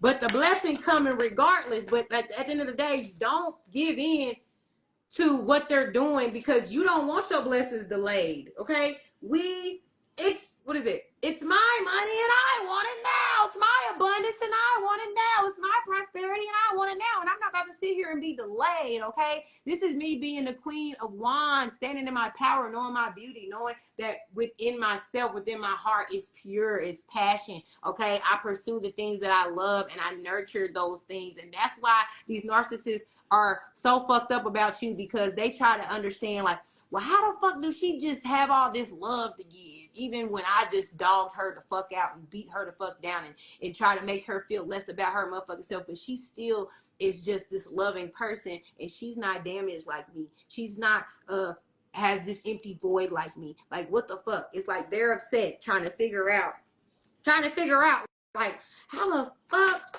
how come I can't knock her off her throne? Why can't I knock her off her throne? Like, what is this about, right? And then as soon as God peeps that type of energy, these people are set against you. What do we say about the tower? We shaking shit up and we're saying, nope. You see them people's falling from the tower. We not having this. God gonna come. See, here's the thing. We'll be sitting around playing along. You see what I'm saying? And trying to see the good in folks and shit like that. But God will say, baby. You, first of all, don't turn no blind eye to what the fuck's really happening here, okay? Still, open your eyes. Don't be blinded by the bullshit and the deceit, okay? But if you are blinded, God, exactly. God gonna say, he's gonna knock it out, because God don't want his children suffering, especially when, you know what I'm saying, it's like spell work being done and people trying to manipulate you and deceive you, and you're not making that's not your free will decision. You made a decision that was not based out of free will. You see what I'm saying? It was based out of manipulation, deceit, deception, okay, finessing. And so God said, not my child, baby, not mine, honey. Okay. Now the Page of Cups is about you, like, rebuilding that emotional space and stability within, where you're unwavering and unaffected by people, okay? But this could be somebody this is about immaturity too. So this could be just me, like, you maybe needing to build on that, right? Because we talk about having this spiritual sovereignty, right? Or just having like a stillness within where nobody can move us, okay? Because these types of energies will come and try to move you. They'll come and try to interfere with you emotionally, or they'll try to come and deceive you, and they'll try to like come in acting like they got something for you. But all it is like, this is just like taking a gift from somebody who put a fucking dark curse on, like, somebody gift you a crystal, but they charged it with some dark demonic energy to ruin your whole fucking life. You see what I'm saying? Like, this is what this is about. People trying to come in and disguise it under help, but they're really trying to sabotage your whole life, your whole situation, because, for whatever reason, because whatever they feel like it's going to benefit them in some kind of way, shape, or form, okay? Yeah. And so when it comes to the Page of Pentacles, once again, like these Page of Cups, Page of Pentacles, like, these narcissists be immature. They don't be ready for what it is. Like, you're a whole fucking queen. You're a whole fucking goddess. You're on your motherfucking throne. And these are pages that they're not on your level, right? Here's another thing that empaths do. We settle for less sometimes because we're just so looking into the potential of some shit, or because we're so blinded by the lies and the deceit. And we're the motherfucker putting a love spell on you. So you just kind of like, okay. And you just being guided by the bullshit. You see what I'm saying? And that's another thing. We got to stop settling for less. Because now that we know our worth, we know our value, and we know that they see it too, and they was just playing on our own kindness. You know what I'm saying? Hell no, we're not settling for less no more. We're not trying to see motherfuckers' potentials and shit. We're not looking for, oh, well, he could be so, I believe in him. Nah, bitch, fuck that. God gonna send us a divine counterpart. This God gonna send you somebody that actually matches the energy that you possess. Not you trying to settle and lower your royalty for a fucking peasant. You see what I'm saying? Like, this is all about you standing in your God body frequency, so that way he can usher in your divine counterpart that's going to come into your life and walk that path with you. Okay, not somebody that's going to block you from your path, because that's what these narcissists been doing. They come in and just stop you because they know that you can be that vessel within to empower so many other light beings. Okay, and it's the devil's job to hinder that, to slow that down, to get in the way of that. They're gonna, and since these narcissists have these attachments to them, that's how they do that. They slow you down and stop you from your greatness. You see what I'm saying? So at the end of the day, once you allow that to happen, then we're not allowing it to happen. No, that's what we're saying. We walking away. We even letting them think that they won, right? Because some of them, they've been plotting on you the whole time. And then it's like when you all of a sudden you walk away, right? They're kind of surprised, like, what? You're what? You're walking away from me? Like, but it's like you just let them think they won. So because you know my peace is more important. My safety is more important. Like, I'm not gonna match your energy because that's just gonna like, let's say we match the narcissist energy and they did some fucked up shit and we did some fucked up shit back. All that's doing is giving them that smear. We're fueling their smear campaign because that's what they're trying to do. They're trying to bring that out of you so they can be a reflection to you, to show you that, look, you're just like me. Like, that's what they want to do. But that's what you have to do. You continue to prove who you are, okay, and everything like that. But that don't mean display a weakness either. You still standing in your power, but it's like, my power is not me getting all enraged, because when you get all enraged, you're not in control. It's about having a force of control, a force of power, a force of boundaries, okay? But in a way that it's still graceful. It's still like the strength card where you are handling it gracefully to where it cannot be deceived and manipulated and turned into, because it's a certain frequency and vibration that comes with grace and how you handle things, right? So you have to think about that, you know what I'm saying, when you're thinking about retaliation and things like that. You see what I'm saying? But like I said, Ace of Pentacles is all about blessings coming in, new beginnings, okay? And you got every ace out here except the Ace of Cups. So I'm sure that's going to be coming out. You see what I'm saying? But this is like new beginning in love, new beginning in finances, new beginning in pursuit of new projects and actions and all of that. It's like, this may have empowered you. You see what I'm saying? When you get in situations that try to break you down and you start to learn your lessons from it, you give it a space to actually empower you and build you up, and you get this inspiration. You know what I'm saying? That's going to push you further. That's going to keep you in alignment with your path and your purpose. You see what I'm saying? Spirit, what else? What else, Spirit? What else? Yeah. See, this is the Hierophant is all about, this can be a narcissist, okay? Because narcissists are all about do what I say, do what you're told with no questions asked, okay? Like, they don't want you to use your intuition. They don't want you to use your higher perspective. They want you to look at them. This is somebody we just talked about earlier about the God complex, okay? Somebody that wants you to just blindly believe in them. You see what I'm saying? That's trying to direct you and tell you how you're supposed to live your life. You see what I'm saying? But it's like, we not going for that. I know what's best for me, and I see that you don't have best intentions for me. So why would I follow you? Okay, this is all about being like super religious. Okay, this is about like propaganda, the status quo. You being caught up in, you know what I'm saying, what it's like you can't really see the truth.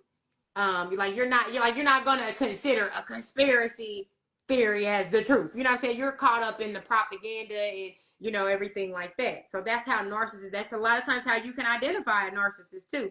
Because, you know, it's like they want you to blindly believe in them, you know what I'm saying? But it's like, no, I'm not blindly believing in anything. Like, at this point, you done already showed me who you are. You see what I'm saying? Spirit, what other messages do we have?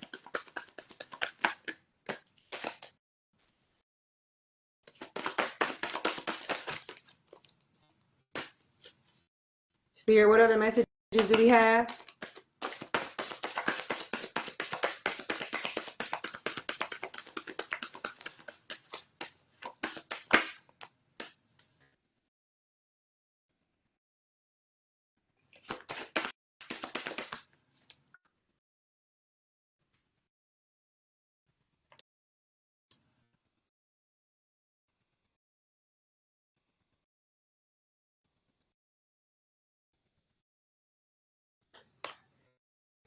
So yeah, y'all, this is about the journey, and this is you turning your backs away from, this could very well been, a lot of times narcissists, we love them, right? We love them.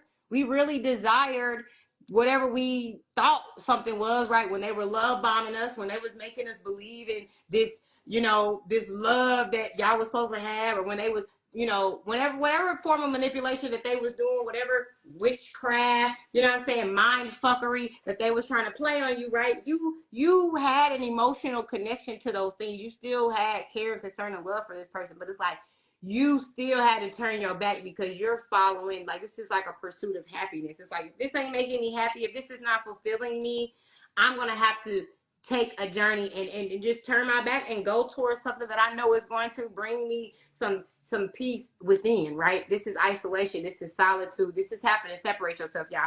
I cannot press this issue as much as I do when it comes to the isolation phase.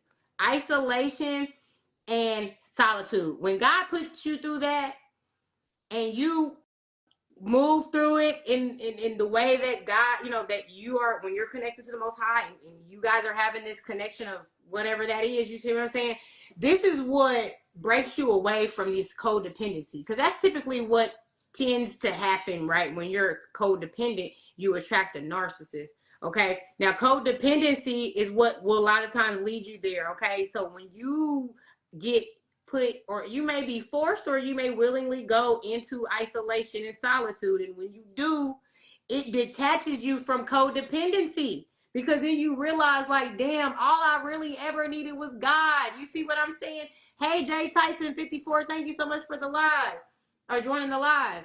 But yeah, like, you notice how much God had your back when you didn't have a damn soul, you didn't have nobody. So it relieves you from codependency, because you be like, shit, I don't need a soul, I don't need shit, I don't need nobody, because God been making sure I've been straight this whole time, to where you release those ties and those bonds of codependency, where you feel like you need somebody, then you don't really tend to settle as much anymore, because then you realize, like, you know what, God, thank you, God, for showing me, because a lot of times all these things that these people did was bring conflict, you know what I mean, and trouble and turmoil and things like that. So when God isolated you from those people, and you felt this level of peace, you felt this level of clarity, you know what I'm saying, you felt like, damn, I know myself more than I ever known myself. Like, all of these people were just distractions in my life, so I couldn't even really see what God had for me, or what my purpose was, because I was so lost in everybody else's purpose. I was so lost in what everybody else was doing that I couldn't even see what God had for me. You see what I'm saying? So that's why isolation be necessary sometimes, because you'll be distracted with everybody else, right? And then this is what comes. You feel me? Like, this is the best card in the deck. This is like wholeness, happiness. This is life force vitality. This is peace. This is overcoming, challenging, like being ecstatic. This is celebration. Okay? This is what happens when you go through that dark night of the soul, because that's what that's called too. When you have to go into isolation, you have to go through your darkness, and you have to go and look at yourself at the complete raw authenticity of what it is. You see what I'm saying? And God strips you of all of the things that have been a distraction. That's when this comes in. But it's like God gotta put you through that. God gotta put you through that first before you really receive this. You see what I'm saying? Because a lot of times God will put us through the shit that we don't want, so we know what this is for us. Some of us don't even know what will truly fulfill us, what will really truly make us happy. You see what I'm saying? So sometimes it takes, like I be saying, it takes getting beat the fuck up a little bit, getting broke down. God will break us down and build us up. And that's the only person that should be able to do that. If anybody else is trying to do that, like, there's no narcissist. Like I said, most people with God complexes are the ones that's trying to come in and break you down and build you up. The Most High is the only person that should be able, or they're not the person, of course, God is the most powerful force. But like, yeah, it's like people that try to break you down and build you up, them is the narcissistic people. You see what I'm saying? Oh my gosh, there's too many cards, y'all. This deck, I'm still trying to break this deck in. So hard to shuffle these cards. Spirit, let me shuffle you a little bit. Spirit, what messages do we have to add on to this? these new cards, y'all. Use a few of these new cards. But yeah. What else, Spirit? Oh, I'm gonna just take those for now. All right. Yeah. So we have follow the spark. Okay. So that's what I'm talking about. Like when we go within, right? And we're following that light within. Okay. We're following the light within. And you know what I'm saying? We're when you follow that light within, and like I say, and I also look at like back in the day when our ancestors used to like look to the stars, you know what I'm saying, to know that they were going in the right direction and stuff like that. This is so much this is us like thinking about paying attention to the ancestors. You see what I'm saying? Because I know it was my ancestors that was protecting me too. You see what I'm saying? There was a lot of symbolism and synchronicity that was keeping me covered, and it was like me seeing the synchronicity in certain ancestors that I knew was looking after me, and they was helping me along the way. And you know what I'm saying? This could be also maybe, if you're not if you haven't, what do they call it, an altar, right? Having an altar to be able to give grace and thanks to our ancestors that are watching over us. Hey, Jay Madai, thank you so much for joining the live, love. But yeah, but this is, like I said, it's about following that inner light. You see what I'm saying? Follow the spark, the things that are empowering us. And that's on over the top of the Ace of Wands, where it's just like that Ace of Wands is that divine download. You got a new project that's coming in. You see what I'm saying? That's kind of guiding you towards something. A lot of times our inspiration, our creativity is God-given, sparking something within us, right? To push us towards the destined path. You see what I'm saying? So we got to follow those. You know what I'm saying? Because like the next card that we got was rest, right? Sometimes we need to slow down, meditate, do that self-care work, okay? If we need to take a spiritual bath too, because like I told y'all before this live, I did a spiritual bath. You see what I'm saying? So it's like that really puts you in a space of connectivity to the Most High. You see what I'm saying? And He will then open you up. You see what I'm saying? And guide you. Like I always ask God, please use me as a vessel. Allow me to, spread your light, you know what I'm saying, to others and things like that. And when you take a spiritual bath, a lot of times that really clears you up to have like that mental clarity to be a vessel. You see what I'm saying? But this is also just about bringing yourself inner peace, especially when you've been dealing with a lot of toxicity, okay? Or if you've been dealing with lack mentality, because this kind of came over this. So it's just like you had, like we're like the magicians where we have everything that we need sometimes, but we'll have this lack mentality where we feel like we don't have everything that we need, okay? But when we come to stillness and peace, we realize, damn, I really do have everything that I need. I may not have everything that I desire, everything that I want, but if I have everything that I need. And we got to learn to put ourselves in a frequency of understanding of that, okay, so we can open up our abundance, okay?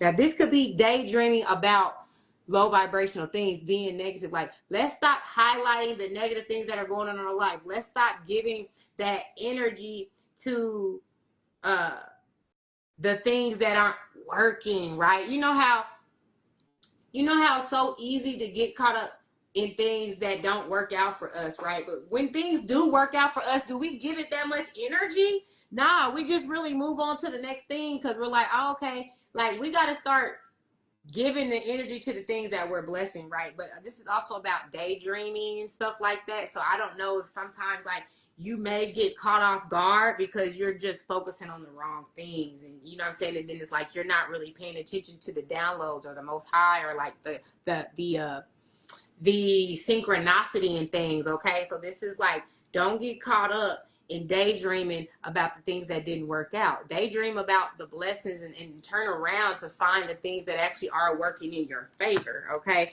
Because with shadow work coming in, that's what that's about. Shadow work is always about going within and facing the darkness that we're going through, okay? But then shining light on that, right? We're not just going into the darkness to dwell in the darkness. Okay, we're going in the darkness to test the light out, the light that we have within, and it grows brighter and brighter and brighter, right? And that's what leads us out of that darkness. But if we just go into the darkness and just dwell and linger there like this, right? We never turn around to face these cups to say, you know what? Thank you, God. You put me in this darkness for me to gain perspective, and now I have a higher perspective. You see what I'm saying? And now I'm better. Now I know that these cups is about to be filled now because now I've done the work to see, like I said, when I talked about the isolation phase, right? Going into that isolation phase. That's shadow work is isolation a lot of times, where you just have to separate yourself so you can see what it really is. You know what I mean? Who you really are in essence, okay? And then boom, that's when you pop out and show niggas. You see what I'm saying? Like once you healed and you glowing and you know what I'm saying, now it's like you gotta pop out and show niggas, because it's like now you can empower other people. Now you can indulge in the things that you learned along the way. Now you create and manifest from a higher place, from a more healed place. Okay, so now you're getting to indulge in the things that you really was daydreaming about, that wasn't the low vibrational things, but the beautiful things that you wanted to manifest and envision. Okay, now you're able to indulge in those things because you went through that dark night of the soul. You faced those demons, you faced those things that you know you needed to heal. You relinquished the bad habits, the things that were holding you back. You decided that you were no longer going to dibble and dabble in the low vibrational frequency foods, or the low vibrational frequency bad habits and things like that. You leveled up and said, you know what, it's time to indulge. And even though you look on here and it's like donuts and chocolate and shit, like, nah, we not on that. We eating, you know what I'm saying, vegan chocolate chip cookies and cake and shit that's gonna be, you know what I'm saying? Like, it's the healthy version, though. We're not just indulging, because indulging can be unhealthy if you're overindulging, and indulging in the wrong things. You see what I'm saying? So it can be a good thing. It can also be a bad thing. So pay attention to how you're indulging, okay? Because if we're overindulging, we need to find that balance. You see what I'm saying? So let's find the balance, okay? What else, Spirit? Let's find that balance, y'all. What else? What else, Spirit? Yes, because when we find that balance, that's when our abundance comes in, okay? That's when it's like we're able to manifest from a place, a wholeness place, okay? Not manifesting, because sometimes we'll manifest things that aren't good for us because it's coming from the lack part of us, okay? Like, you know how sometimes we'll accept relationships because we just feel alone. We're like lonely and we ain't been in a relationship in a while, and you know, they're fun, you know, we're having a good time, fuck it. We'll just do that to entertain ourselves for the moment. You see what I'm saying? Like, that's things that we can't allow ourselves to get into anymore, where we just allow things to happen because of, we're bored, and no, we gotta wait for what we know is for us, because we know there's abundance coming in, okay? And we talked about that divine partnership in the Lovers card coming in, where you are actually going to be receiving that divine partnership, that person that is really destined to be in alignment with your journey, with your purpose, with your path. You see what I'm saying? So it's like, let's not indulge in the wrong things, okay? Where we like almost block the abundance that's due to come in because we overindulging in things that are not good for us, or just space fillers, time fillers, right? We're not doing that no more. We're not filling time and space with void, or people with void. You see what I'm saying? Hey, Problem Solver 42, welcome to the live, love. Yeah, because now we in our motherfucking bag. Like, when it comes to abundance and in our bag, that means you got some money, like you got some money coming in or some blessings coming in, okay? But this is because we decided that we were not going to overindulge. Hey, Moolah DYC, thank you so much for joining the live, love. Right, because we decided that we weren't going to overindulge in the things that we know were not good for us. We're going to actually focus on the things and pour into ourselves, right? And that's when that abundance is going to come in, okay? Because in your bag came next. So it's like you are in your bag, you're in your creative space, right? Abundance and creativity is like when we working on our like sacral chakra energy, our creativity, okay? That's about what we can create. It's not always about the womb and birthing life. You know what I'm saying? It's also about just our creative ability to manifest and things like that, okay? And a lot of times it's like it takes us to undress ourselves and become completely vulnerable to who we are and what we are as a person, okay? To get us in a space where we are just really manifesting abundantly. Because if we don't undress ourselves and we let the egos, right, we let the outside sources, the materialistic things cover us, right, and make us be in this space where we're not being our true authentic selves, right? That is what keeps us from us being in our bag. That is what keeps us from our abundance, because it's like you're not even living up to your authentic self. You see what I'm saying? So this is about being undressing the facades and the inauthenticity of things, okay? Releasing that and becoming our true vulnerable selves and releasing attachments, okay? Because attachments come in after this, okay? And it's like when we talked about, and you know, this is like to me like the devil card, for like, just because the devil card is about releasing unhealthy attachments, okay? Hey, Freddie H, thank you so much for joining the live again, love. So yeah, it's like releasing these attachments, okay? Because when you release the attachments of things, of people, when you release low vibrational bad habits and people that you know are not good for you, or you know, lack mentality, sometimes the attachments is of our own doing. We don't always have to point the finger at other people. Sometimes it's our own doing that we have to detach from, okay? But this is also, this is giving materialism, right? Some people are just super materialistic and they don't even have a value unless they have things, right? They hold their value based on what things do they have, right? When knowing that these things lose value as soon as you take them out the store, okay? They're not even the same value anymore. You see what I'm saying? So it's like, why are we allowing things outside of self to create the value of who we are, okay? This is somebody that doesn't really have much self-value besides, you know, their things. Now, this could be about like hoarding, right? You know, people that just hoard shit, like that's definitely like a sign of an attachment too. Like when you're a hoarder and you just, your whole house is just fucked up and you got shit everywhere.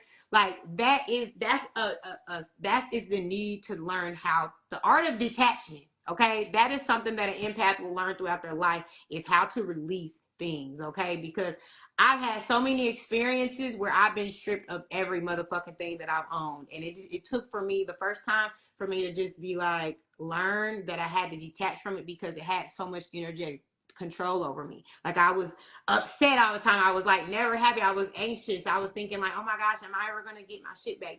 All this. And when I said, nigga, it can be replaced. Like my life, I still have my life. I still have my vitality. I still have my creativity. I still can manifest. I can manifest new things. You see what I'm saying? When I released that, I became more powerful. It was no longer holding me back. People got to learn how to detach from shit, because when you hold on to it, that's what you're giving control. Okay. Hey, Vizo Mania, thank you so much for joining the live, right? And so, you know, once we release attachments and we realize that the art of detachment is almost like a power, then we'll release things that no longer serve us, and we'll stop holding on to shit because of either the title that they have, or because of, you know, even sometimes we'll hold on to things that have sentimental value, which, okay, that's a great thing. Hold on to things that have sentimental value. But the reality is, if you sit here and you observed over this thing that has sentimental value, and you're trying to, like, you know how sometimes you'll go through things and you're trying to minimalize and release things, and you just, it's hard to release stuff. Like, you know, like even when you're just trying to organize, you're trying to clean your house, and it's like you have all these things that you're attached to, but you want to minimalize. You don't want to sit and have all these things holding you down to one place. Maybe you want to travel, maybe you want to see things. So it's like learning how to detach from things is so powerful. Okay. Also, divine timing is at play with things. So we have to understand the power of divine timing, because what happens if we don't have the power of divine timing, then what ends up happening, or not the power of divine timing, but if we don't have the awareness of divine timing, a lot of time what will happen is that we'll be in a place where we'll be sitting here trying to force things to happen, right? We'll try to continue to force things, and we're like, well, you know, we want it to happen now, but we realize that we don't really have any power over when things happen for us, especially if it's divinely orchestrated and it's meant for us. But it is like, if it's not happening in the time that we want it to happen, we have to start thinking about divine timing. Because when we start thinking about divine timing, then we'll start to not be so hard on ourselves when things don't work out. We won't give up so quick. We'll just keep pushing because we know, oh, it's just a matter of time, right?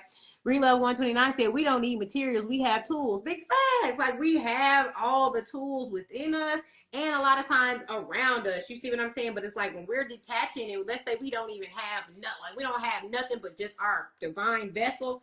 That's all the fuck we need, okay? Period. Point blank, okay? But everything comes in divine timing, right? So the more divine we are within, the more healing that we do, the more purity we call for. Like, I'm literally going through a fast right now. Like, I'm eliminating, I said trying because there's still some habits that I have that I'm working on releasing. You see what I'm saying? But like, slowly but surely, I'm one by one tackling attachments that I feel are holding me back on my path and my journey. And if we don't go about removing these low vibrational habits and these things that we're tied to, whether it's let's say we're addicted to chocolate chip cookies, or we're addicted to, it could be anything, sugar. You see what I'm saying? Like, that is a very it breaks our body down, a very toxic thing, you know. And then when you're like, I know, like, I used to be this person going to Starbucks every damn day, and I would get me a,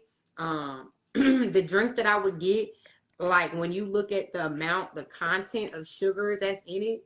And I seen something too, they were talking about how Dunkin' Donuts has these new iced coffee drinks that have like grams and grams and grams, like, you know, like the sugar content be too high and a lot of this stuff, and we don't realize that's why a lot of our people, especially our community, diabetic, high blood pressure, sick, you see what I'm saying, cancer, all of these different things that are real just rampant right now, you see what I'm saying. But people just chalk it up to, you know what, you know, it's just the flip of the coin. But if you take control, right, over your own power, then it won't be about no flip of the coin. It'll be, nah, I'm controlling my destiny. I'm in control of my health. I'm in control of my spiritual sovereignty. Like, you're not allowing anybody else to have power over your health, wealth, your abundance. You know what I'm saying? You're not giving anybody else that power. You see what I'm saying? So in that reality, like, you're empowering yourself. You see what I'm saying? And with Fresh Start, this is about, like we talked about, going within. Like, when a lot of times we'll be going through these situations with dark empaths, narcissists, or whatever, and we have to just start fresh.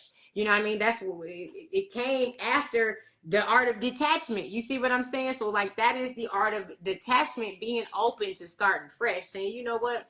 Thank you, God, for this new opportunity. Like, I feel like you're opening up a new pathway for me. I'm going to start fresh. You see what I'm saying? This could very well just be you wanting to cut your hair off. You know, sometimes our energy, our hair does hold energy, right? So when you cut your hair, a lot of times that is like filling a space of renewal. I just went through that process last year where I cut all my hair off, okay? I was feeling like I was ready for a new, you know what I'm saying? I just felt like it was time. It just came over me actually when I was at the lowest. Like, I'm not going to say I was at the lowest, but I remember I was so sick, y'all. This happened during, like, it was right before the holidays, and I had went on this fast, and I was fasting, and literally, while I was fasting, I got really sick. Like, I only made it to like 11 days when I normally go 21 days. So like 11 days in, I got real sick.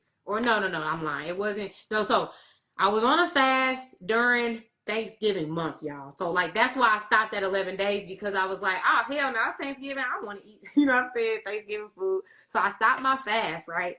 And I ended up getting sick. Because my nieces and my nephews, you know, when they go to school, you know, they pick up stuff. So I ended up catching something from them, and I got real sicker than I've ever been, y'all. But like, I'm a healer, right? So I healed myself. I did all natural herbs, turmeric, you know, I did my teas and things like that, and I healed myself. I repaired myself within a week. You know what I mean? But I just remember how bad I felt. Like, migraines, bedridden, couldn't move.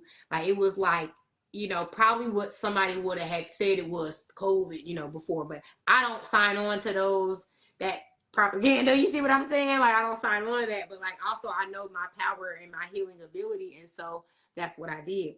Anyway, the only reason why I brought that up was because during that moment of feeling the worst I've ever felt, Like, I had these super long ass fucking locks that it was hot. I was like hot and bothered and everything. And I just had this epiphany of like, oh, I'm cutting this shit off. I'm just gonna cut it off.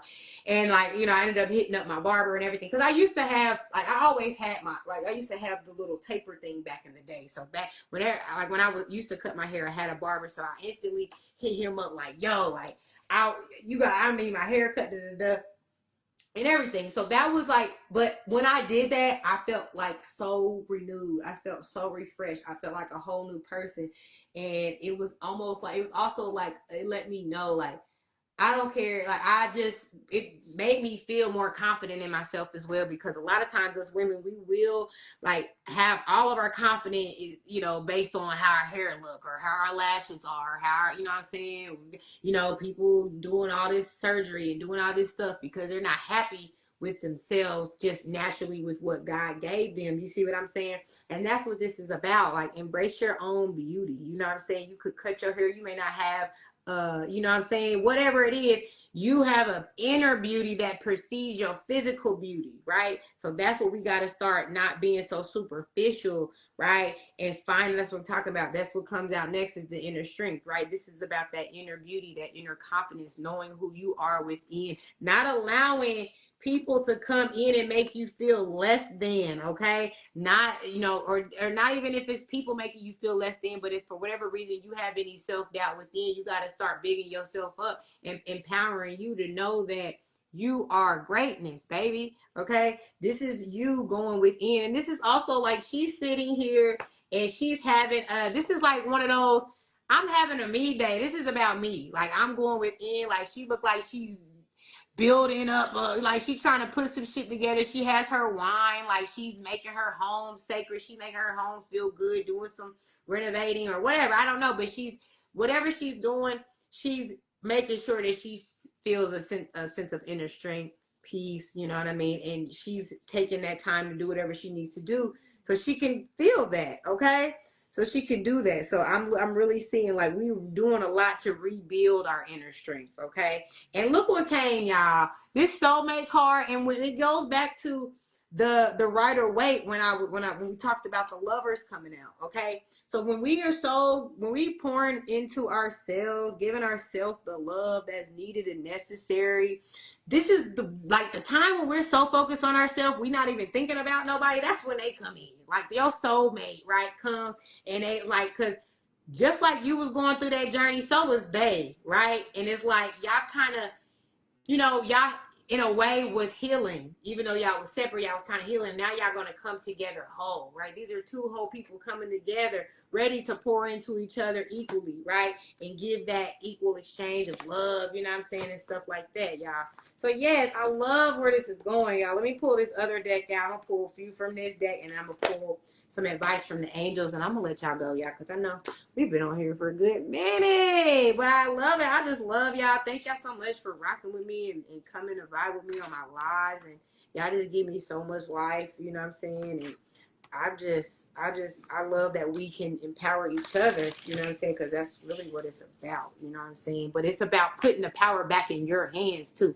Like, we all have our own personal power, you know what I'm saying? A lot of times we're giving our power away, trying to seek it from other people when we need to go within to seek it. You see what I'm saying? Instead of like trying to let somebody else tell us, what it is that we need to understand on our own. Because, but also about identifying our intuition, because there are some people that are truly, really have good intention to really want to share some wisdom and knowledge with you, but then you also have people that don't have good intention, and that's why we're building ourselves up, so we can build on that intuition, so we can know that the people that we can be vulnerable with are people that we should actually be vulnerable with, that we can actually trust. You see what I'm saying? Spirit, what else? What other messages do we have, Spirit? Ooh, what damn. Oh, you know what? I'm gonna take all of them. How about that? We're gonna take all of those, and then I'm gonna pull the whatchamacallit, and we're gonna keep it going, okay? But yes, y'all, it's really, I'm just seeing it's really just reinforcing everything we just talked about, okay? Because look, so, and then also too, since this is a new deck, if y'all don't mind, I'll actually read what the book even says, but I'm gonna just give you, of course, what I'm saying, because look what's coming out, right? We have the red flags. Hey, Krishan Official, what's up, bro? Welcome back to the live.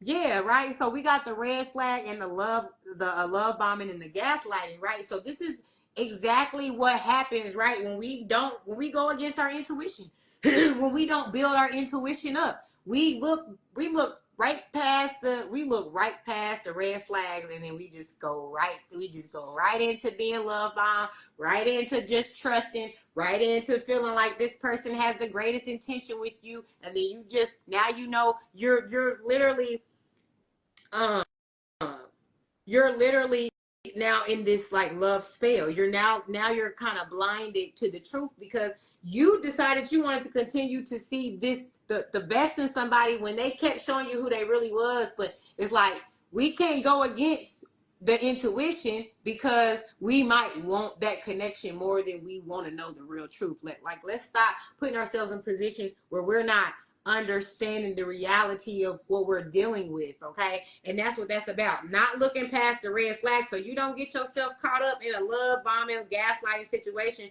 where people are literally manipulating you on bullshit, not having the best intentions with you. You see what I'm saying? So let's see, love and gaslight. Let's see what these cards say. And I really like the way these cards be popping they shit too. Like as far as the description. So love and gaslight. This says, are you glossing over and suppressing your trauma or another's perspective? Are you steamrolling your or another's feelings? Your cult leader application has been denied, right? So that's deep because like we talked about cult leaders earlier, right? We have a level of vulnerability that we give to people that they utilize, and they use that energy against us, and then we be so caught up in believing in who they are, and they beating us down to make themselves feel like they have this God complex and they're somehow better. You see what I'm saying? So, all right, let's see what red flag says. So, red flag says, no matter how often you try to bleach the red flags white, they only turn back to red. Okay, you have been warned. Okay, so yes, this is a red flag. You've been warned. Do not ignore when people are showing you who the fuck they are. You see what I'm saying? Like a lot of times we'll look right past because we just want to see them.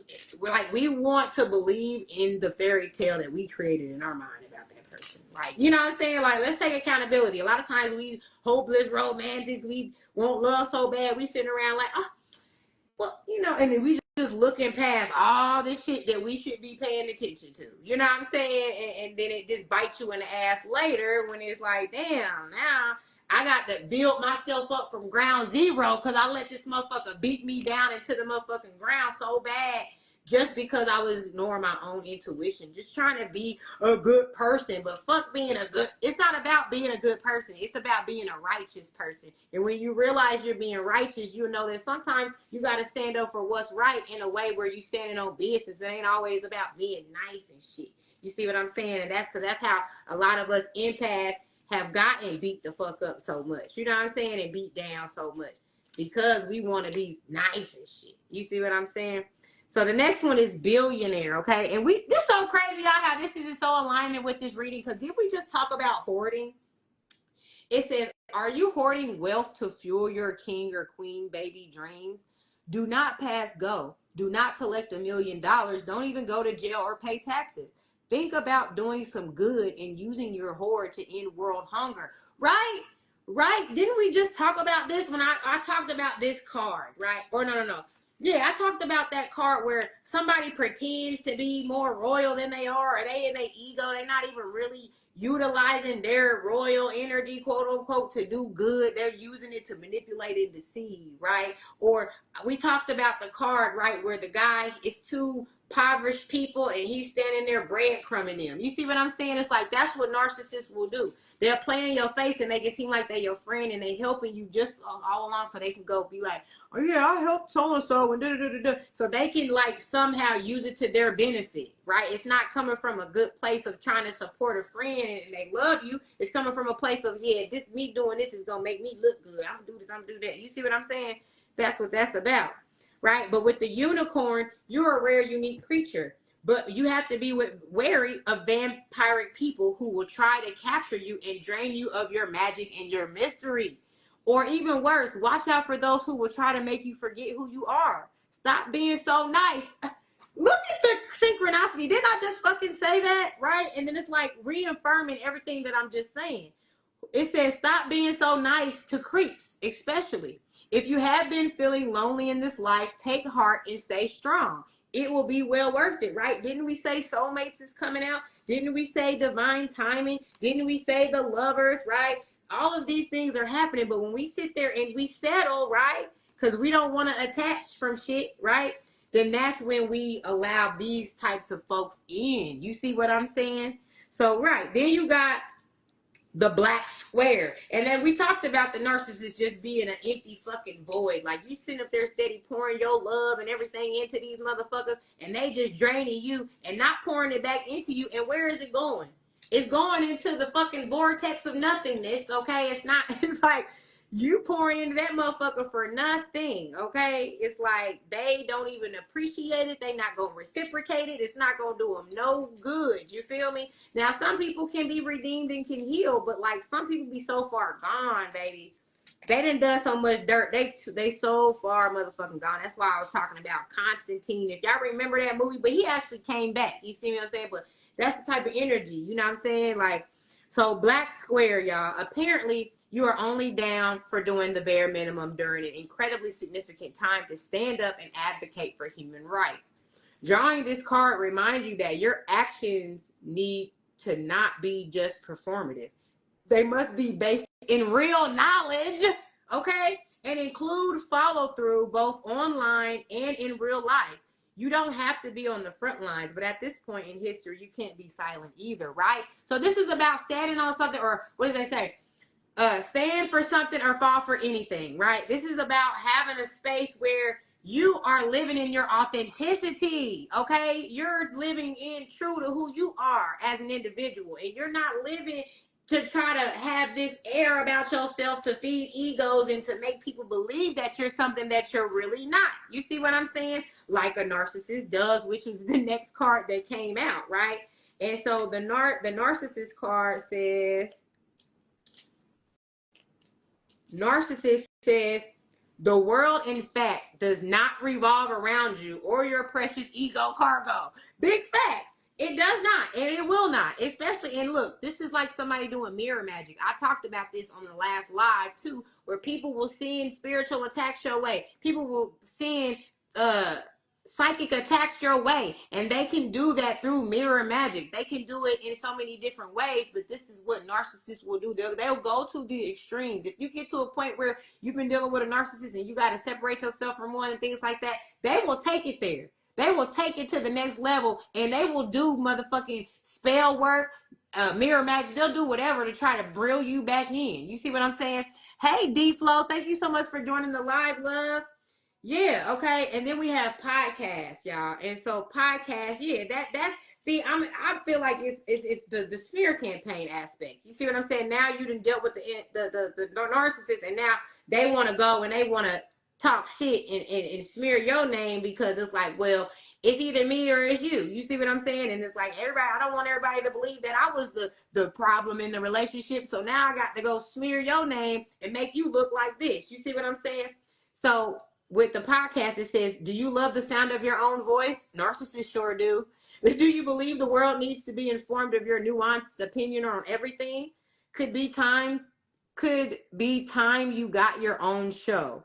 The masses need your brand of authority right now. How will you wield your power with the microphone in front of you? Draw another card to see whether this direction will have a positive or negative impact on the world around you, okay? So, yes, so with podcasts coming out behind narcissists, yes, that's where I'm going with it. But this is also a reminder that if you're somebody that has overcome a challenge, these types of challenges, this is a reminder that there's so many empaths that are dealing with this, and they're just quiet, right? They you don't want to fight, right? You don't want to combat a narcissist. You don't have the same energy that a narcissist has, right? And so now you look like you're the bad guy when not, right? So this is you speaking your truth, right? This is you. If you've been through a situation and somebody is trying to smear campaign, it's not about you going out on a campaign too and being like, no, but it's like speaking your truth about your experience, how these things have empowered you, how these, you know, not to try to point the finger, but to empower other people so they can recognize the situations when they're dealing with them. Kind of like what I'm doing, because I've dealt with narcissism for so long that it got to the point where I felt like God must be one. Like, that's what I'm saying. There was something that was saying, follow your pain to your passion, right? And I was like, damn, that's where most of my pain has been endured from, is narcissists. You see what I'm saying? So I was like, you know what? This is my path. This is my purpose. It's time for me to start empowering people and bringing this awareness to let people know that this is not normal and we're not going to fucking accept it like it's normal. And we need to change up our behaviors, and we need to start setting more boundaries so that people can't just come in and start trying to manipulate our energy, you know what I'm saying, without us even fucking knowing. You know what I'm saying? Because that's what be happening. And they just playing on your ignorance. You know what I mean? So now we got to move where we not ignorant no more. We're well aware of what the fuck is going on around us.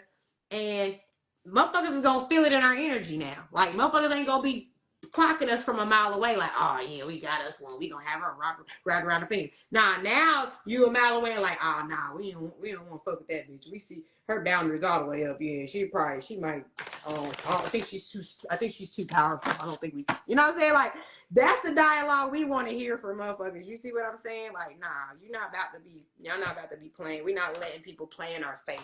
You see what I'm saying? We're not. So let's see what the angels have for us. We're going to go ahead and get some advice for the angels, and then we're going to go ahead and wrap this up. Yeah, I know we've been on here, I don't know, maybe even been like 2-3 hours. And I always say that because it always feels longer, and I'll be like, oh, it wasn't even that long. But it probably has been that long today, y'all. So we got, let me see, we're gonna do a few more. What else, angels? What other messages do we have? Now, come on, that's too many. Come on, all right. Just a few more.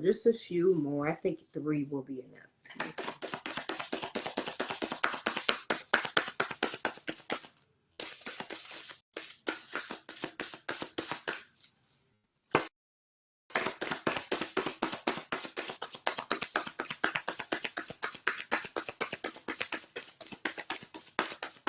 Well, you know what? I think it's just meant for this one to come out. So yes, empathy, y'all. See yourself and others clearly. Hello, fat man mafioso. Welcome to the live, love. Yeah, so y'all, the angels are saying empathy, okay? See yourself and others clearly, okay? Empathy is the ability to look outside yourself and center or feel energy. If you can't understand other people's point of view or read the mood in a room, the chances for conflict, misunderstandings, and tension in your life increase dramatically. Allow the angel of empathy to open your heart and mind to your innate clairvoyant potential so you can feel what is going on around you and find ways to serve not just your best interests, but also the interests of others. This is just, confirmation of what we were just saying, y'all. Empathy allows us deeper understanding of perspectives other than our own. It connects the world. It is your superpower. It is what makes others feel seen and heard and united. But be sure to set boundaries to your empathy to protect yourself. Remember, you don't need to attach yourself to what you sense or feel. It is not agreeing. It is simply feeling your way through life, sensing what is authentic and what comes from the heart. Big facts, y'all. Like we said, that's the empath. And we're talking about empath, and then empathy is what the angels want us to look at, right? Use our empathy, right? Our empathy is a gift and it is a tool, okay? We are empowered being empaths, but we have to also empower ourselves because we feel everything, right? We feel everything, but sometimes we question what we're feeling, and we don't really break it down as far as what we really should be receiving from it, right? Because we second guessing our own selves and things like that, but we're not doing that anymore, okay? We are actually using our empathy. Hey, Anirbus Jay, thank you so much for joining the live, love. But yeah, so it's like this is us using our empathy for good, right? Using our empathy to be able to realize who's around us. You know what I'm saying? Who is in our energy? Who do I need to protect myself from? Okay. these are things that we have to be in alignment with, okay? And I actually just posted something today, y'all, that it's my Goddess Gang journal, right? But it's a reel. But on the reel, there's a clip on there that shows the 4 different, it's like the different clairs, right? And if you're empath, a lot of times you could have 1, 2, you could have all of the clairs, you know what I'm saying? So start studying, like looking into your own empathic abilities, okay? See how you connect to spirit, okay? And start practicing that. Then start grounding yourself, going out into nature, okay? Looking into what nature has for you, because that is how the Most High speaks through us. He speaks to us through synchronicity, through nature, through a lot of things, you know. But when you go out into nature, hey, Kill Cam Rasta, thank you so much for joining the live, love. Yeah, when you go into, like I said, you go into the space of peace, groundedness, meditating, things like that. That's when these things dawn on you, right? When you're in a place of stillness, when your mind isn't going a million miles a minute thinking about responsibilities and life and all this and that. That's why we got to take time to settle the mind. You see what I'm saying? And then we'll start to let spirit talk to us and whispers in our ear to tell us like that we're in the right direction. And the low-key more discovery will happen about revealing your purpose, your path. Gifts will become unlocked. You'll gain more clarity. You'll be able to see who's for you, who's not for you, okay? Get in alignment, okay? Get in alignment. But I want to thank each and every single one of y'all for joining this live today, y'all. And I'm going to go ahead and tap out because we definitely been in this energy. But yes, please go and review my last post before this one, because I'm gonna post this one. But I did all of my God is gang and then Goddess gang. So I got Goddess gang for the divine feminines, God is gang for the divine masculines, but of course they're interchangeable, of course. But I wanted to gear something specifically towards the divine masculine. But those are all available right now on Amazon, okay? And the links are in my bio, so go check them out. And I'm gonna send all of y'all peace and love, and I'm gonna catch y'all on the next live, okay? Mwah and mwah.